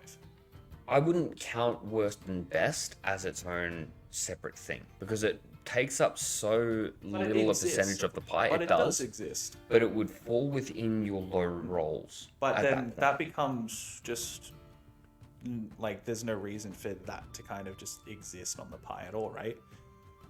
That's my point. I don't know. But I don't know in that the D20 even. system it exists. Well, I don't know that it does because how often does rolling a 2 make you succeed more than you rolling a 1? How often though? You did when the DC was 5. How often? How often? Yeah. So like let's take combat into example. How often does rolling a 2 make you hit over rolling a 1? Probably never. It doesn't. No. That's using a DC system. But does a 2 doesn't end your turn though? Well, a 2 doesn't end your turn raw either. Yeah. It does. No, that's what I'm saying. In the rules that we use. No, 2 doesn't end your turn. A 1. No, a 1 doesn't end your turn in raw. No, I know. Raw. But in the rules we do. That's how I made 1s catastrophic. Yeah. Well, not. Yeah. It's Look, kind of. I agree with that system because there is a benefit to hitting a 20. Yeah. But If there's a benefit to hitting a 20, there should be a benefit to hitting a 1. Yeah. If there's no if there's no detriment to hitting a 1, Yeah. you shouldn't double anything on hitting a 20. Yeah. It should just go, cool, I rolled a 20, what's your total? Yeah, Does because it hit? in raw, if you roll a natural 1 on attack, it's just a critical fail and that's it. No, it's not a critical fail. No, it's not, is it? No, you just miss. Well, you might hit. You might come up against something with a 10 AC, which I think 10 is the lowest AC in the book. It's 8. It's 8? Okay, so 8's the lowest AC in the book. Let's say you have a plus 7 and you roll a natural 1. In raw, You hit. you hit. Where in mine, it doesn't matter if you hit the AC, you rolled a natural. You rolled a natural 1, it's a miss, and you end your turn. Yeah. So I'm instead pretty of sure doubling that's how that dice- works. Yeah, it I'm is pretty for sure a us. 1 doesn't. No, in raw. I'm pretty sure a No, 1 you are- doesn't I'm actually pretty sure do you are. anything at all. D20 plus D20. Oh, wait. So, one sec. D20 plus D20 slash 2 plus modifiers. Oh, you mean 2 plus modifier. So, like, proficiency bonus 2. No. It's D20 plus a D20 Yeah. divide by 2 plus modifiers. So you roll 2 D20, add them together, so it's a maximum of 40. You halve it, making it 20 plus modifiers. That's all. That's 3.5 Like, levels of math. No, it's less than 3. I would say Nah, it is 3.5. It's not It is. second edition, but it is 3.5. It's 3.5 levels of math, Wait, based it's- on the fact that you're going to need a calculator to do this Which it's not a advanced decent math. amount of the time. It's not advanced math. No. But We're not it playing is- AD&D. It is not for a child to do. It doesn't exist. We're not playing AD&D where you're literally multiplying by negative numbers. That's Or divide. God forbid you have to divide by negative numbers. That shit's a pain in the ass to do in your head. But it's way too much math. Like it at that point, it is easier to roll 3d6 and do normal math from there because all that does is say that you are more than likely to hit a middling roll. Yeah. Well, that's what he was trying to get at. I'm pretty Yeah. sure he was trying to get on the bell curve by get it. doing that. Yeah. Which does. It does. Well, if you roll a 1, I'm actually not sure. well, it changes every. Oh no, I'm not doing that. We've already done Actually, this. Math. no, I it can't would- remember this. It does increase your chances. We've spoken about this It already. would because this would be the same thing as rolling 2d10. Yeah. Well, actually, we've have a already had a discussion about rolling 2d20s and your chances. Yes. Remember? And it does work out better for you to actually hit a natural 20. Yes. So, yeah, it would actually increase your belt curve, and It would increase your belt curve. to make the number become significantly less, though. Instead of going, oh, I hit 40, or I hit, doing what you're saying is a way, and we're not saying it's bad. It would be really good in a 3.5, I believe. What I'm saying with this is exactly the same thing as using a 2d10 system. Okay. Because all that does is cut out the... Is that just the exact same? Divide by as the 2. 3? Was that? Is that the exact same thing about the 3d6? Like the d10 is very similar. 2d10s gives you a triangle Yeah. rather than a bell. Like a bell curve ends you like this. Oh, okay. So you've got like this almost exponential down at the end, but you have drop. But you have it at both ends, and in the middle you've got a higher chance of hitting anything. So what happens with 2d10, because you're using 2 dice, which gives you a more rigid number of possibilities, you turn it from it being more extreme extremes and more average middling to it becomes a literal triangle. It ends up like this. So you have the most chance of hitting a 5 and a 5, which is a 10, which is the middle. Yeah. And then everything from there is... You are correct. Yeah. Well, he just brought up the same point I said earlier. I don't think he was... You might have not been present for that question. It does shift it across. Yeah. Yeah. You can't roll a natural 1 on 2d10s. Yes. Your natural 1 there becomes 1 and a 1, and your natural 20 becomes a 10 and a 10. And with So it is still the same...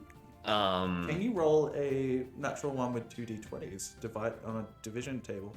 Does it round down or up? Yes, you can, because you've rolled 2 ones, and you multiply by 2. Yeah. 1 But no, plus 1. it's 2 plus your... it is plus your addition. Your addition. So 2... No, because you get 1 and a 1, which is 2, divided by 2, which is 1. No. So which would be 2, but then it's saying that... So what was it? So, yeah, you get 2, but then it's not divided by 2. Yes, it is. No, because it's 2 plus your modifier. No. So would it go under 2? No. The formula is parentheses d20 plus d20, because you have to do that so first. It becomes 2. So you've got 2. Yeah. The next step is to divide by 2. So your minimum is 1. No, it's divide by 2. So the next parentheses that exist. Yeah. There's no next parentheses. Well, after that, you add your modifiers. No.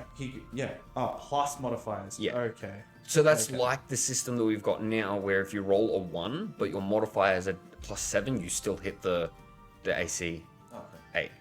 So because you do the first edition first, mandatory because of the parentheses, you hit 2 in here and you divide that by 2, so you hit a 1. So you still get an I thought that the what you're dividing is what another parentheses would be, which is 2 plus your modifier equals what you're dividing between. No. Okay. Yeah. No, you don't add the modifiers and then... No, that would actually give you worse rolls. When he just put the space there, I'm like, oh, okay, never mind. Yeah. I was just... I wasn't paying full attention. Math stream, hooray! Yeah, that's all it is. Like, I'm not even playing a card game. Yeah. Like, Jacob and I love maths. We do a lot of things that are mathematical. But Jesus Christ. There is a reason why we're playing 5th edition. Yes. Because we would be the people that create the really stupid plus 40 characters in 3.5. I already have. You have? I never got the chance. I got to level 5, alright? I played. And I didn't understand the system yet. I played with one of the best DMs, and I got to smash out everything, and I outsmarted a lot of people because of me reading and doing math calculations, and I'm like mad. That's right. So I didn't get to that point yet. So yet. now I get to be that. When I wanted to be the best swordsman, guess what? I was there. You rolled a 1, and well, guess what? I still hit you. No. You know why? Because I doubled your AC. No, it wasn't even that. It was more, guess what? 700 plus damage this turn. Well, that's the exact point. Like, it was literally at a point where you take the natural one, like being a fumble rules, but you also add in if you double the creature's, if you deal damage that puts a creature to negative its maximum health, it dies outright. So what you do is you're like, okay, natural one, but my to hit is 30 and its AC is 15, so I still hit it.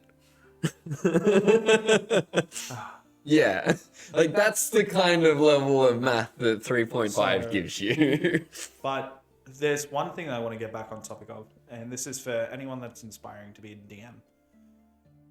If you're going to Dungeons and Dragons Mess with rules? if you're going to mess with rules, you always just check with your players. It's the one thing. Yeah, absolutely. I've messed a lot of things up, but have also created a lot of things that are quite fun.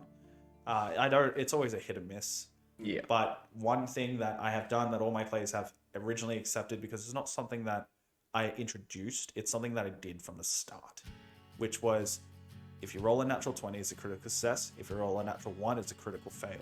Yeah. One thing that I also point out is critical fails don't mean literally the end of the world. No. It could be something as stubbing your toe. Yeah, absolutely.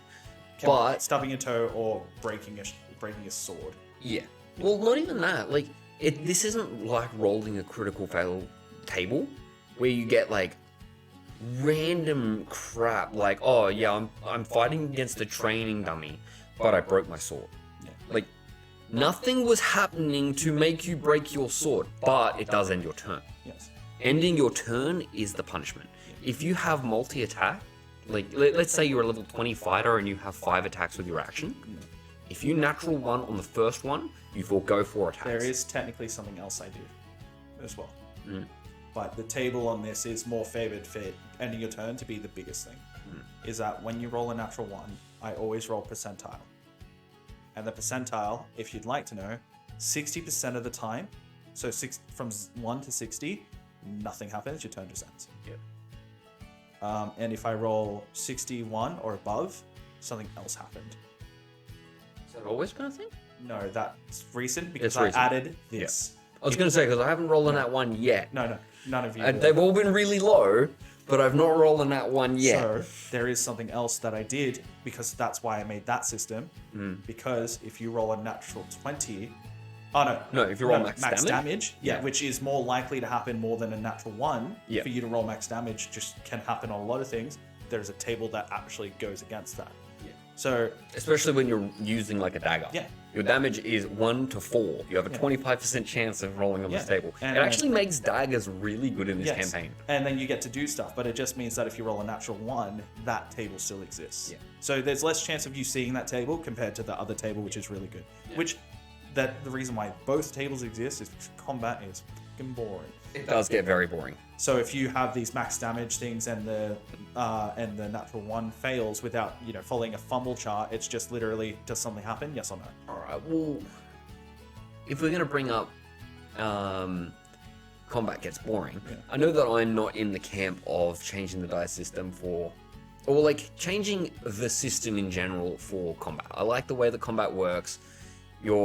It's you going against their skill, so you should have a more ranging. Do you know what hit I or think miss. fixes combat to make it more interesting? Well, before we get to that, Okay. if we do change the system to the full bell curve, the 3d6, what that means is that hits happen more often, critical hits happen less often, and so combat ends quicker. Do you know I have kind of a more it's not the fact that I combat wanted to ends get that out quicker. before Yeah. you got your combat system thing so happening. It's not that combat is boring in the terms that it's too long.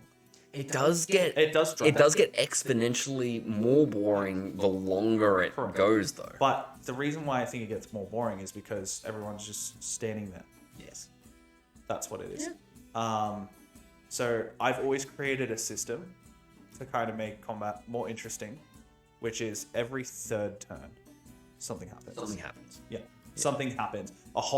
Everyone will like move, even though it's not optimal for me. I am moving everyone. Yeah. Or just doing little things like that. Maybe I have it planned that a house is burning, And I know on the 3rd turn or maybe the 5th turn, I might change it up, but I know this house is going to collapse on the side of the road, which splits people up. Yeah. You know, you've got to put more preparation. Dynamic Yeah. field Yeah. play. But there is another way that I've always found combat to become better, and it is from a system that I did make. I created this system, and as far as I know, I did because I haven't seen anything else like it or anyone else do it. But it is quick time in the same combat area, which is when I roll attack against you, you actually roll to attack, to block, dodge, or attack back. Yes. Which means that it's your roll versus their roll, not their roll versus your flat. Yes. Which means that you could roll better, higher than them, or lower than them. You could actually roll to hit both, so that means no matter what, they're both going to hit. Yep. You just have to... so what that means is it does go off the AC. Yes. When you do, like, you're rolling to hit me, I'm going to roll to hit you. It goes off your AC, not off what you rolled type thing. Well, the way that we did it initially was that you can opt to take the No, attack. that was it. You can opt to take the attack, neither of you roll, you just roll damage. You just both roll damage, Yeah. Which was that last-ditch effort of like, okay, we need to do this now, and they're going for me. Cool, I'm just going to let the sword hit me, and I'm going to attack them. Yeah. And that system works. It made really things very interesting. I loved playing every encounter we've done that in. You know, having the big bulky guys having the option to just block using their strength instead of dodging with their dex. Yes. Makes so much sense. Yes. People block, and it's not just always a dexterous thing. Shields are massive. Yeah. And you only get 2. Yeah. Like, I swear, like, if you just... Or you were big enough that you just knocked the weapon out of the way. Yeah. Like, you had that much strength to just stop the momentum and push it another way. Like... But there's nothing for that in the system that we play. That's why it's so fun when we do it. It is high card, rock, paper, scissors. Yes. It is very much that. That it's 100% it is, and it's really fun. And like, it might not... Every time we talk about it, I get excited for it based on what I remember happening with it. Yeah. When I stop and think about it, it doesn't seem like it would be that fun.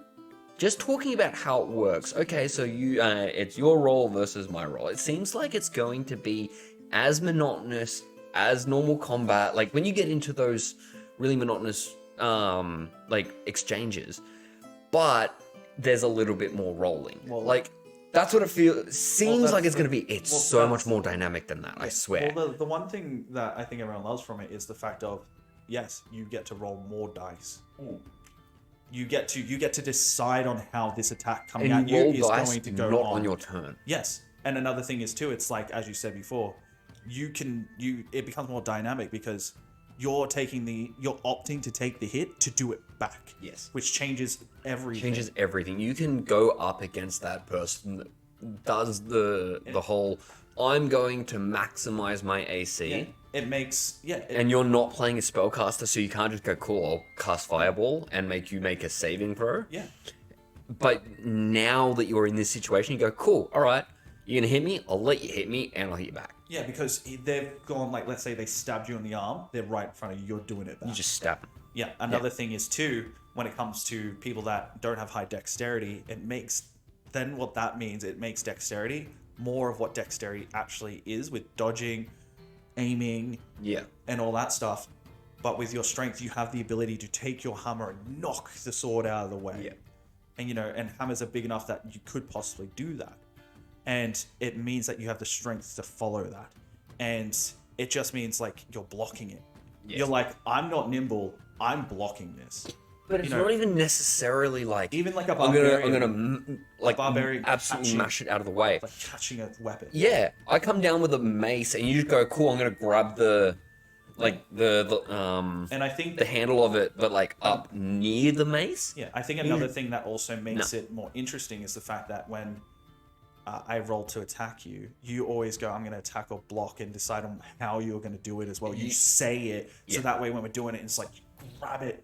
Because you go, okay, I'm going to block, I'm going to attempt to grab it. Yeah. And then literally if you do it, it's just like a whole, you grab it and you stare at them. Yeah. And you're strong, like your intimidation is radiating off you. allows for a lot of role play and flavor mid combat. Yeah, which you don't get that. Not so much in like you do get it in combat, but it's only as far as you're willing to express it. Yeah. So when I personally do combat, when I cast when I'm saying that I'm casting my spells, I give like an animation of what I envision myself doing.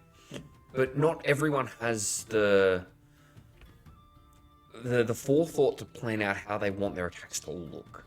So a lot of the time you'll get, okay, I'm going to make an attack. And the one thing I like about it is it actually just only makes AC exist for when you get like snuck up on. Yeah. Yeah. It literally. But something about being in the situation where you're going, okay, they're doing this exactly like this. What are you doing? They go, well, I'll try and catch it. Yeah. And that's a whole lot more visual than, okay, I'll roll strength. And but how quick it ends up going really encourages you to say, oh, well, I'll do this specifically. Even the more underspoken members of our group also just go, I'll get out of the way. Rob, because you don't really see in the games, he is talking more and more now because he's getting used to everything. Yeah. But in the quick time events, he was just straight into it. Like, I'll get out the way. Yeah. So that's you, and when they say "I'll get out the way," you picture them moving. Oh, I'm gonna grab this thing here and smack him in the head, type thing. You know? That's what it was. It's so dynamic, and it's so dynamic in a way that almost forces you to be dynamic. Everyone who plays our games, who has actually really played QuickTime, have loved it. Yeah. And it's not in combat. When QuickTime happens, I explain initiative. There is no initiative. The way I explain the way QuickTime works is the exact same way as the video games work, where they have the whole you got to press a button. I think they're actually called QuickTime. Yeah. QuickTime. So my favorite example of QuickTime in games is God of War. Yeah. So in the very first game, you're fighting a Hydra, and the head will just come out of the ship as you're walking past, and it just comes up with a square, like the PlayStation button square, and you have to hit square. If you hit it, they do an animation where he jumps out the way of it as it comes up and like immediately tries to bite him. If you don't hit square, or if you hit the wrong button, it hits you and you take damage. And that's what it. That's all it is. So that's what I do. It's all in your head, and you go against me. And the way it works is there is no initiative. I say my turn, and because it's quick time, you have to tell me what you're doing, and I count to 6. I count to 6 seconds. Yeah. And if you do it, I don't take over. Yeah. You know. And the point of quick time is to bring the actual timing of the game. So every turn takes 6 seconds. It makes it every turn itself takes maximum of 6 seconds. Yes. And the only thing that raises it is me explaining what the hell's going on. Yeah. Or the quickly rolling of the dice. Yeah. And it's quick. Oh, sorry, it's a round takes 6 seconds in game. Yeah. This makes a turn take 6 seconds. Yeah. But that's so much less than when you're mid combat and everyone's flipping through their spells or their special abilities on their swords or their turn. You've got like 18 seconds to quickly figure out what you're going to do. Yeah. And the thing is too, is that everyone I've done it with gets into it more and more. And they also, we are working out the fine kinks of it now. So far I've done it with 3 members in total that already know how this works in and out. They've done it so many times. Jordan did it by himself against 3 gnolls, and by the way, 3 gnolls and he won. Yeah. And that's what QuickTime allows. It allows you to circumvent the odds. Yes, because it's not my turn then 3 gnolls. It's my turn, your turn, my turn, your turn, my turn. It gives you the advantage. Yeah. And then when it comes to what happened with Arthur and Rob the other night before they burnt down an entire dude alive and also the whole forest alive. That's something. Yeah, I've not seen the last episode, so spoilers. Yeah. So anyway, they had a quick time event, and I know they instantly know how it works. Yeah. And they did it perfectly. I had to just remind them that, hey, give it a second.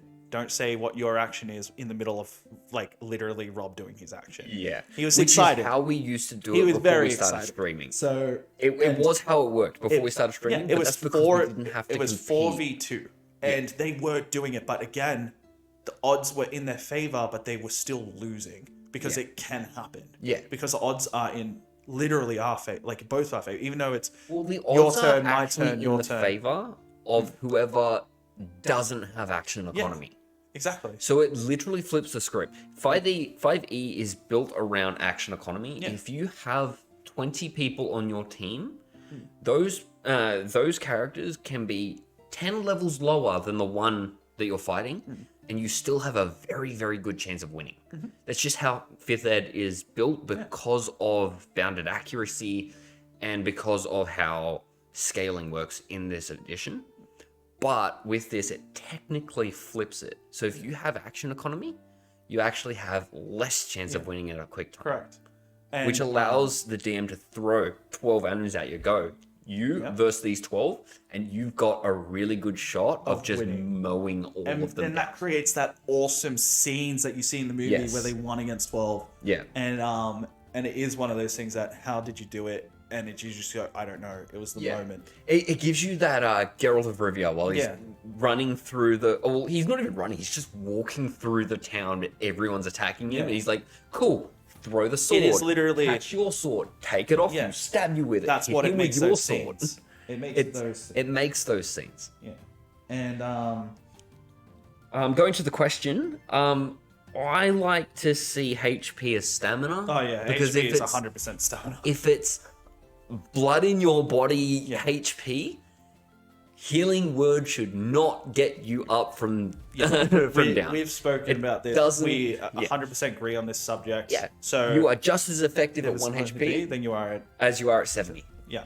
or 700 or a million, Because someone's going to put you down, 1 health, get you straight back up, and guess what? You still have your full. and you've got your full. count. Unless you play our campaign, which we fixed. Oh that. yeah, we fixed that. We fixed that, and we boy- haven't fixed it to the point where it's blood in your body. No, but we have But- fixed the whole. You're just as useful as level 1 as you are At 1 HP. at 1 HP. Yeah. We've just got to physically type it out and print it so the players have something to read. That's about it. And then trying to make traveling more dangerous in my campaign. I was thinking every so often you take a d4 damage for traveling tires you. I think that's the whole point of exhaustion, Yes. because So the exhaustion there table. are rules for travel. There Like, are. There are big rules. big rules in for the travel. DMG. All the Yeah. rules are there. And it's things like how far can you travel, or sorry, for how long can you travel Without a rest. Without rest. Yeah. And if you can do what's called forced march, where you push past it, but you start to accrue levels of exhaustion. And exhaustion can make you lose half your health. Exhaustion can kill you if you get 6 levels of Correct. it. The 6th level of half- exhaustion is death. Halves your movement, makes you lose your health. It actually can make you not move at all. Yes. And 5th then- level exhaustion, you have 0 movement, so you are not getting to the location. It's that even point through where you're forced like march, because you can't do crawling it and anymore. you like barely have the energy to grab something out of like your bag. And at that point, what you do is you need to then throw encounters. Not necessarily dangerous, like here's a dragon going to attack you encounters. Little things. You can literally just have 3 goblins against your level 15 party that's force marched twice and have And they'll win. disadvantage Yeah, on the goblins will probably attack win. rolls. You can throw 3 goblins at them, and they're gonna have a really good chance of doing some serious damage to your level 15 party. Yeah. Like it's ridiculous. One thing on what you're saying too, I want to point this out.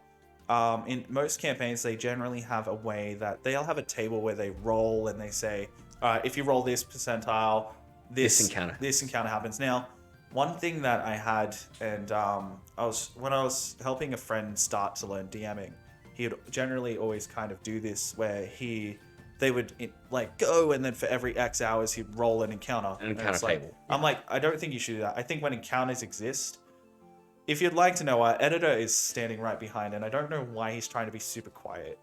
Oh well, if that's the case, I'm flush the toilet. Like, go flush. You peed without flushing. My God. He's trying to not disturb the podcast, but we can see him moving around, Yes, and it's like- disturbing it already. We have a studio, and in the studio we have like a bathroom and a kitchen and stuff, and he's going so silently through this stuff to not like make a sound, and it's like, do you know no one's gonna like really notice that a third Well, person is considering here. it's called the Technical Difficulties Podcast, Exactly. break the golden rule and Yes, thank you. He's doing his hide and move silently. He's failing his hide checks, but his move silent checks are amazing. Did you understand that? Do I No, look like I have like a spine? you definitely are stealth with that camo jacket on. I was saying inside that I look like a floating head. Exactly. But Anyway, yes, you are right, Blazer. If you had a hunter or a druid, they would make travel easier, and that's what they were trying to get at with the ranger, Yes. because the ranger did make travel time quicker and stuff like that. So it does make traveling much easier on the terms of that. So, Yes, if you were driving by and you decided to stop at the studio and you decided to go to the bathroom, you could 100% interrupt this. We're really chill. This podcast is so different from when we live stream D&D. oh, so much When we do different. D&D, we try and stay on topic because we have a certain time limit that we have to do. We But- stayed on topic for this topic. Oh, this is the first time. This is the longest we've been on topic, and we're off topic now, But and we're because probably the not topic getting back ended. on topic. The topic ended. It did, but you know what I mean? Yeah. We're off topic, and we're probably not getting back on topic, even if Exactly. we had more to speak about it. Yeah. But this has been the longest we've ever stayed on topic Yeah. with this. But yeah, if you ever like were just randomly driving from like the pub or something, you're like, oh, I need to use the bathroom. You stop by at mine, and Come and join the podcast. Oh my God! What the? He what actually did- just walked in. you Come, just- come over Blazer here. Come just over walked- here. What do you do? What the fuck? I guess we have a lot of people here that are just using the bathroom. Apparently.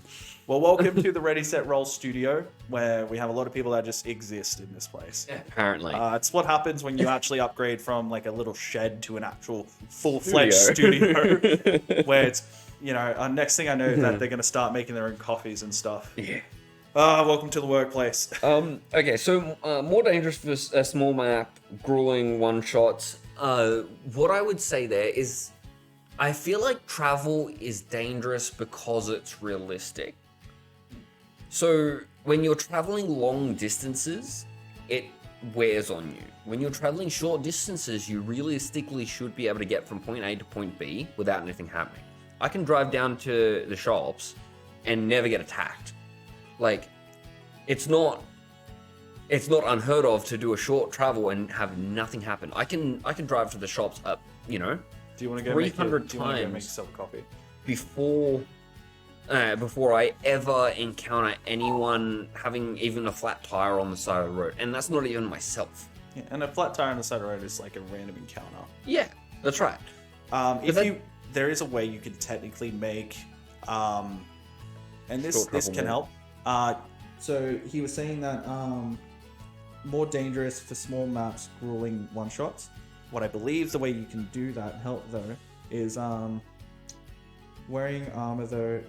I should check out these travels. Yeah, like The travel rules are really good. yeah, they are. I don't use them because, man, I've already got to remember so much. But one thing that you can also do is, again, for instance, snow. Yeah. If you guys didn't put on the jackets and stuff, man, Yeah. you were going to suffer. Actually, are there rules for? They could be.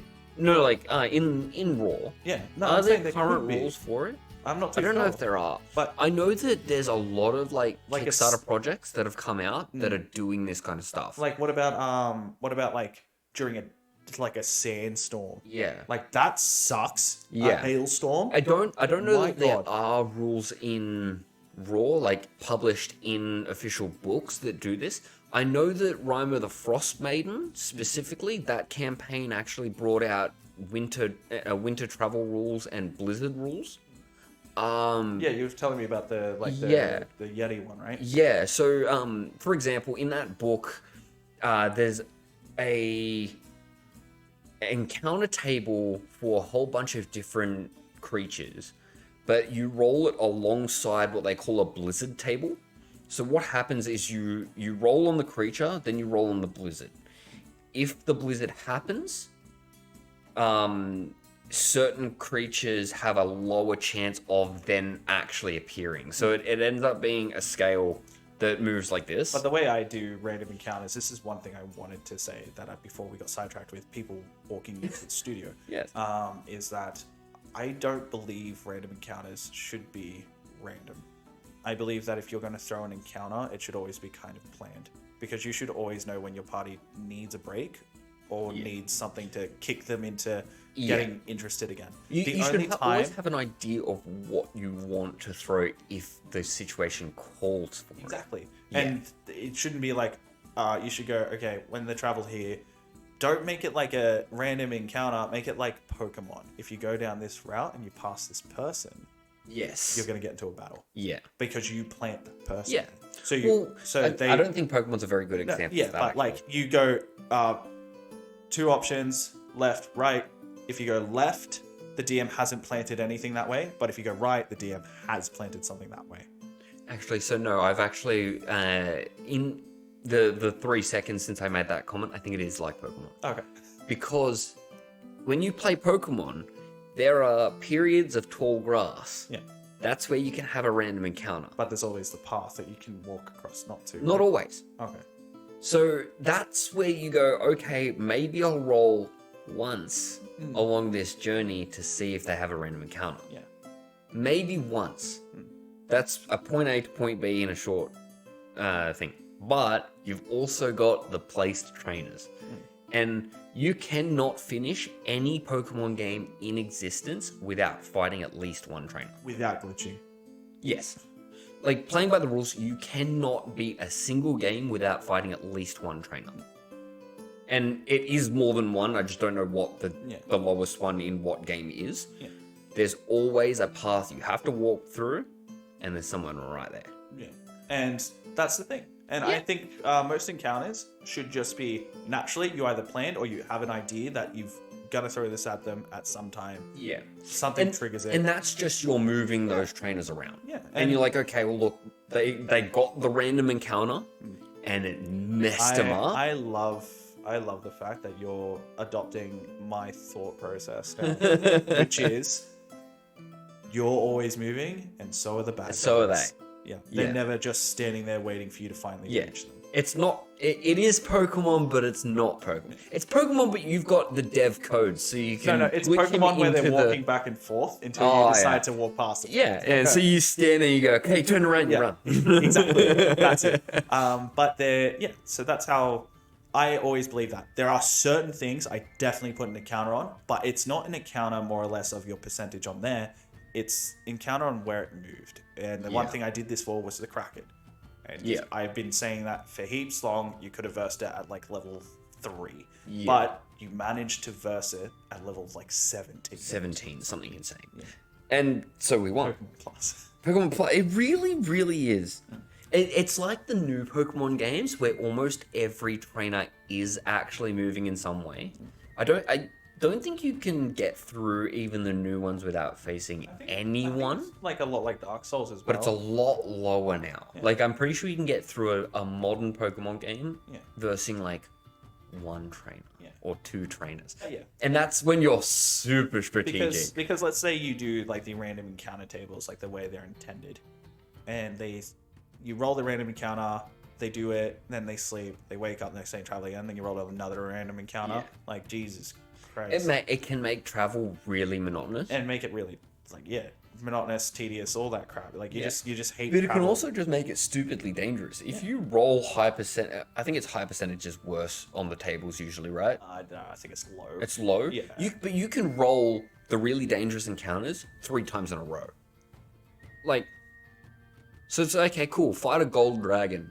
Yeah. All right, now you get to fight 6 mind flayers. Okay, now you can fight an aboleth. Yeah. It's like, bro, we're level 3. Yeah, what are you that's why I like the idea of you never have a real random encounter. Yeah. You have an encounter planned that you're going to place randomly when you decide it. Yes. I also kind of like taking random encounters to a point where it's half and half.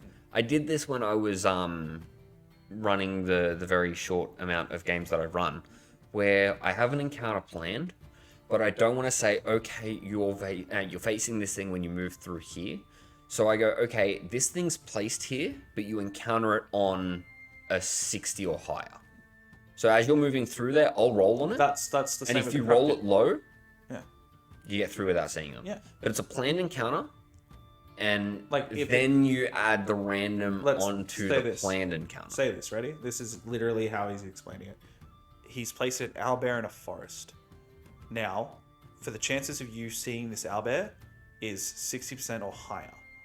But if you are walking through it, it's a big forest. So if you roll under 60%, it was on the other side of the forest when you were walking through. Yeah. It just existed in there Yeah. and you didn't find it. Yeah. And that it exists. That's what I'm saying. Like, Well, you did that for the Kraken. yeah, I did. I don't know if you the did Kraken, that for The Kraken was in the water, so every Yeah. day, not every new day, but every You'd new roll day for a that you were quadrant going in that's the in. water, I was understanding in which one of the 9 sections it was in. Yeah. If it wasn't in yours, I wasn't rolling. Yeah. But if it was in yours, I was rolling. Yes. And I only had to roll 3 times, Yeah. and on one of them, I got it. I got 100%, and I'm like, Was that 100% to no, it encounter was 90 to 100. 90 to 100? Yeah. But it was also 1 out of 9 and then 90 to 100. Yeah. Yeah. So your chances of running into it were pretty low. Well, yeah, pretty minuscule. It's almost like I rolling thought you to actually 100. just weren't going to run into it. Yeah. But you did. It was very possible that we didn't. Yeah. And I believe also the reason why I like It was a good encounter, though. So I'm glad we did. The literal ocean parted. Arthur literally parted the ocean while you were running on the water fighting. 66% plus 6. You can just spawn a demon. Yes. That's the thing. That is the most random encounter I do. Yeah. But because the chances of you But doing the chance of doing it are higher. oh my god, what is it? So you have to roll. You have 1% to like 1% It's out of 1% and 1 in 6. 1 in 6. But the chance of actually doing it is higher Yeah. based on how often we actually just force you to go, fuck it, roll percentile to see how that happens, because we're just stupid like Yeah. that. But the thing is, the math works out to you rolled 1 out of 100, but now Yeah. you've got to roll 1 out of 6. Like the math Yeah. ends up becoming, for you to actually do this, becomes less than 1%. It's ridiculous. It's something really, really small. I'm it going has to really happened quite a quickly try and do that math if I can remember how it works out, because I left school a long time ago. But no, that's the only thing I do keep random, and that's just a home rule that I didn't even make. It's so fun. I love it. It just a random demon spawns. Why did it spawn to you? No one knows. It just did. And there you go. And then you have a Balor that comes destroy the whole entire city. I don't know if that's right. By the way, we watched that happen. They rolled 66% and then rolled a 6 twice in one night. Yeah. And not only that, they rolled a D8 to see what class of the demons coming demon out. it was, and we got they an rolled 8 twice. Like, it was ridiculous. Yeah. Oh, no, we didn't roll the 8 the second time. When I wished it, we didn't roll the 8 the second time. I just did the 8 because it was... We did the first time. Yeah. But the second time it was like, okay, this is fate. You have to fight this thing. It's and coming. like it made so much sense thematically with how we role played the wish as well, because we had it still show up where it was, and because it had the ability to teleport, Yeah. it just finished destroying this spot and teleported over here. I don't know if I did the math right, because I haven't done this in so long that I don't remember the actual formulas, but I think it's 0.1666667%. That sounds right. That's For insane. roll 66 on percentile, then roll 6 on a d6. I've rolled in this campaign 266, and nothing's been summoned. There was a 2 and a 5. That's all been Wednesday group. I think to roll the I 2 rolled 8s as well is 0.02083333. Like it's insanely low. But we've done that before too. Yeah.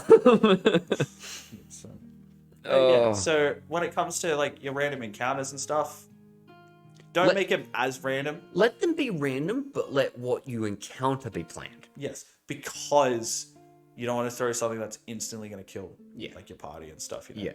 Even if you want to make your own random encounter table of like, okay, I don't know what you're going to fight, but let's put these 3 things that would all make for a good fight. And those are the things you're going to roll on. Okay, which one's it going to be? Okay, roll a d4 and re-roll a 4 because you want the encounter to happen now, but you don't want to choose which one it is. And go, okay, well, it's that one. Cool. All right, and you pull it out. That's another way you can make it random, but you're not throwing something stupid. Okay, so we've got more stuff to do after this. That's why people are here. There's more people here than I thought. But I want to address something. On Friday, we missed a session. Yes. It was the first actual D&D session that has been missed. And I just want to say a few things about it. Yes, we are trying to do this as Professionally as possible. Yeah, I would say that to keep it like consistent. We're trying to tell a story. Yes. And sometimes, believe it or not, even though you've heard us speak about this stuff a lot, we definitely play weekly. Like we've done it for so long. We have. And like that's crazy when groups find out. They're like, "Oh, we'll play fortnightly," and then they play bi-monthly. Yeah. Like, I find that to be the most ungodly difficult thing to do. The moment you declare you're playing fortnightly, it's not happening. You shot your campaign in the foot, like because it's not as exciting as weekly. You run into the situations of, oh wait, is it this week or is it next week? Yeah. And then someone makes plans on the wrong week. Yeah. Where if it's weekly, everyone remembers. Yeah. And at least you know it's every Friday. And always make it a weeknight. Every Wednesday. Yeah, always make it a weeknight or weekend. Yeah. Even if it is a weekend though, like as long as everyone understands that this day at this time you play. Like, and everyone's dedicated to it. Yeah. But there are some nights because we all work. We are all working people. This is all self-funded by me, which it's crazy. It's goddamn crazy. It is. On how much I put into this, and I still have money. It's just because of like the way I do it. I don't just go, okay, I bought 20 things in 1 week. Like it's a slow progression. It is, yeah. But it's just because the reason why it kind of just looks like we had a better start than a lot of other people is just because this has been a slow progression for 3 years. But we just kept pushing the start date. We did until literally one day I turned around and said, I didn't even turn around. I set up what was a potential starting point. And Jacob came over and he just saw it. Yeah. And then I looked at him and said, dude, enough is enough. We need to play now because otherwise you're going to keep just making this better and better and better and better and it'll never be good enough. No. The intro I made for the D&D shows, I'm already designing a new intro. That's just me. I always want to. I just always want a new intro. 2 days after the one that we've got was first posted. Yeah, what was it? The new intro, the intro that we use for our D&D, that was made 2 days before we went live because I ended up hating the first intro. The original one, which was made for what, 3 months? Yeah, like I took 3 months and then I was like, no, don't like this. And then I took 18 hours and made a new one, which was a concept that I did for the first one. But I actually made it and put it to life, and it turned out really good. Everyone loves it, and the music changed and everything. Yeah, and everyone loves the music too. Oh, the music is so much better on this one. Like if people don't know, not that it was bad on the original, but oh my god, it's so much better on this one. Yeah, well, a lot of people don't know that that's actually Jacob talking in the intro. Yeah. Originally, he was doing like an old Manny thing, and he sounded a bit like Emperor Palpatine / Stewie Griffin combined. It was crazy. So funny story is that when I was recording it, we had impromptu decided that we were going to be going over someone else's house to play games. So your brother. It was my brother. And so what had happened is I was here for 3 hours and we kept doing takes and we'd find something, we go, oh, like we should change this, we should change that.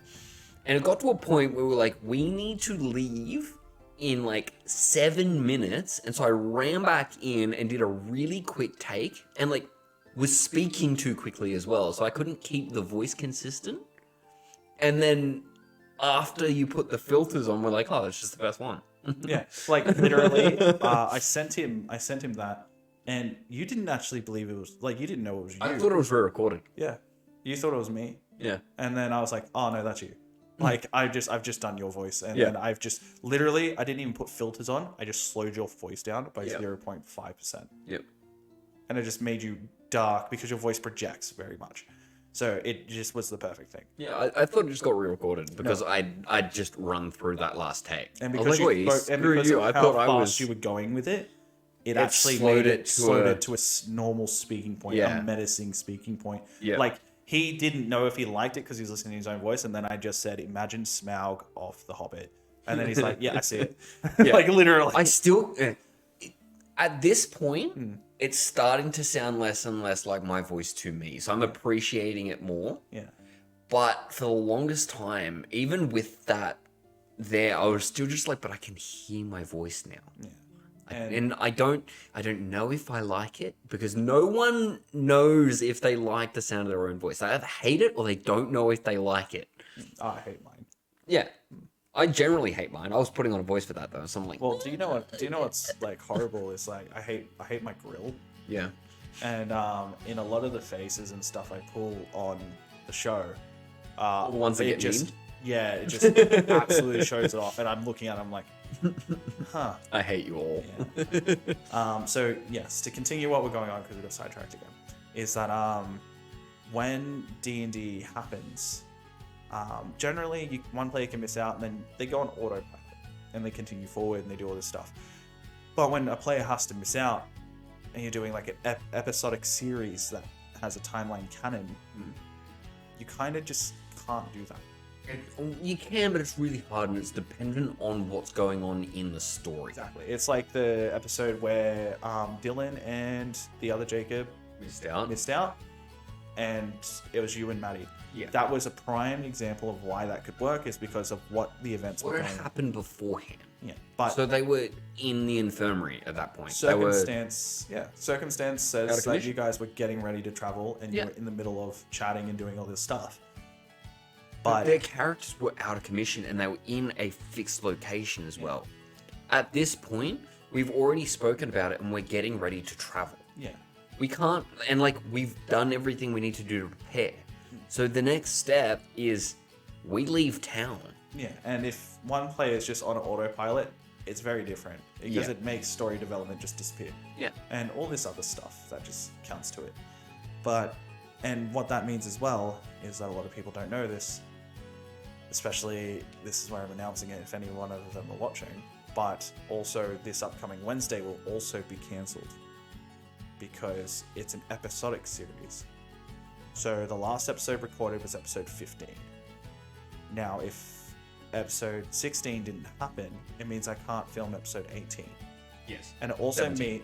17, sorry. And it also means that I can't make Wednesdays episode 16 because it throws out timelines, watch-wise, like all Yeah. these things out of whack. That's what happens when you decide to live stream these things and you take it as like And we've got two separate groups. take it as professional. If at least if it was one group and we'd missed the episode, the next episode is still the next episode. So I can't read comments. My stream deck died. Everyone was busy on Friday. Not No. exactly. One person was, Yeah. and what happened then was that it was Because of the point we were at, yeah. we couldn't progress without everyone. And being also, it just depends on because again, as everyone knows, I've said it plenty of times. It's my DM style is I don't write things down. It all comes off the top of my head. Yeah. And when I found out that something has happened, I didn't have enough time to process what the episode would be, and I could go off to the top of my head. But if I don't like the outcome, it's not something that it was just a home game for. we can't. Yeah, we can't retcon it. Yeah, it's on Because it's in the world now. yeah, it's on the internet. It's in the world. He wrote another thing too that I can't read. Jacob's character creation on Wednesday. It's hard because we're Yeah. still figuring stuff out because we found out his computer he was going to use isn't good enough. Okay, so my computer is a dinosaur. I have a laptop. It was a gaming laptop when I got it, but I got it in 2008. So That's 14. yeah, How do you play Sea of Thieves on that thing? with very low res. What? I play Sea of Thieves for the banter, not for the gameplay. Okay. So we're trying to figure out if he's going to come here and do the episodes or if he's going to do the episodes on his tablet. There is a downside of you doing it on your tablet though, which I've understood because you're not doing it in a live format, which means that how are you editing? I can take the video file and edit it. Okay. Because it's I don't have to be recording and having a whole lot of systems running in the background. I can edit a file, but I can't have everything running together. So I can still export and edit. Oh, I think I just literally found a way that you can do it all. Okay. So I don't think this should be on camera. Okay. But The way you were saying it, I assumed that you wanted this. no, Out there. I don't want it out there just for the fact of like I'm just gonna go into like systems and stuff like that. It's boring. Yeah, It's not fair. part of the podcast. Anyway, well, we're gonna end it. We're gonna end the podcast. So, No current day for when it's going to be starting, but it will be soon, and I've started getting things underway. I'm just fine-tuning bits and pieces before I get it officially started. That's where we're at with yeah, that. exactly. It's being fine-tuned. It will be soon, but soon doesn't mean next week or the week after. It just means It's going to be sooner rather than later. yeah. Well, trust me. Like if he leaves with me for a night, I just figure it out. Like I just figured it out then. Yeah. Like, and you told me tonight that Yeah. you can't do it, and then I just, So- in speaking, I just figured out your problem and how to fix it, and you're gonna be able to do it on your dinosaur. We'll see. Oh, It's pretty old. No, that's the point. That's the point because you're actually gonna have less systems up. You're actually only gonna have one system up. It's fantastic. You forget how bad old systems are, though. Depending on what the system is, it'll still crash it. I assume you can I can crash my computer with paint. No, that's fine. If you can run CSDs on low res, you'll be able to do what I'm thinking. But anyway, thank you guys for coming to the podcast. Thank And, you. Yeah, we'll figure out other things, and D&D is still going on, and more stuff for the future. The reason why I haven't done building videos is because, look, man, they are a lot to edit by myself. And not just that, too. I have somebody else who creates the thumbnails for them, and also just roster's being really weird, and also life. Well, we love having you here, and we love having you But I am doing- drag us off topic on Exactly. the podcast. It Exactly. is probably the best part of the podcast every week. Yes. Keep doing it, please. And also another thing as well is that if you guys want to submit us any character reviews that you want us to look at, or any monsters like last Or any week. topics. Yeah, Just any topics. invade our topic and be like, hey, we want you to chat about this. That's why it's a technical And we'll do difficulty. it. We only half talk about shit. yeah. That's literally right. half the conversation. It exists. allows us to go off topic Yeah. as we normally would. Oh, if the But cameras were on, we do it all. constrained ourselves to not do when we tried to start this off initially and we're doing our test runs. And you know what? That wasn't as fun. So make the topic whatever you want it to be, because we will change it on the fly. Yes, 100%. That's the point. We aren't here to talk to ourselves. If we were, we'd just make this a recording and then we'd do it. That's it. We're here to answer any questions you have. You have a DM that's been DMing for a long time now. I consider myself a long time DM now. I would consider it. We played a 2-year campaign. A 2-year campaign Like, weekly. And before that, And it was before that, daily. So, like, I think I have enough games under my belt now and enough Yeah. experiences to understand stuff. And I've also DM'd other groups. Yes. Like, not just, like, I DM'd... Oh, I know. Oh, no. Like, when we say weekly, that view was once a week. I was doing it 3 times a week. 3 times a week. And weekly at one point with 2 different groups weekly. Yes. And then, not only that, after that, I was doing some offhanded D&D one-shots for people Yeah. that wanted to play. And I have done a lot in the terms of DMing. It is a lot. Yeah. It really is. That's why You've gone Matt Mercer just before we ended the stream, and you keep saying that you hate that you keep doing that. Doing what? That you keep letting your hair out, and you look at it, you go, "Damn it, I did it again." Look, at this point, it's just is what it is until I decide to do something with it. But You pulled it out, so you did this to yourself now. look, it's just a natural response. But yes, so someone who has been DMing for a lot of times has been put through difficult situations and funny ones, and trying to understand certain things, have created own things that are pretty successful in terms of mechanic. And somebody who is new to DMing and has done all the theory on it, but yet to put it fully into practice. So much harder to put it into practice than to do all the prep. I So swear to much. God. I still can't. Theoretically, I should be the best DM in the world. I have done so much research on every book that there is, and it's so sad that I'm just not that good at it yet. But practice. We Practice. got another comment. I just can't read it from over here. End of stream, let your hair down. Yeah, that's exactly what it was. Yeah. I just don't know why you didn't wait for us to hit the end stream. Because I can't do it anymore. Ah, I have to gotcha. walk over there, and my legs are just like, oh, you're getting punched. I might sure have been sitting here for like 2.5 hours. Well, I'll tell you what. Why don't you keep everyone company and I'll end the stream? This is the first that I'm the one sitting here while he's going up to the computer. I'm kind of scared, but know how to raid, so I'm just ending the stream. I'm sorry to the potential person we could have raided. Sorry, But I haven't figured yes, this out. I can't read that, so you want to read it before I say goodbye? No! That's all it is. Oh, okay. Oh, yeah. Okay, bye! Bye. We'll catch you.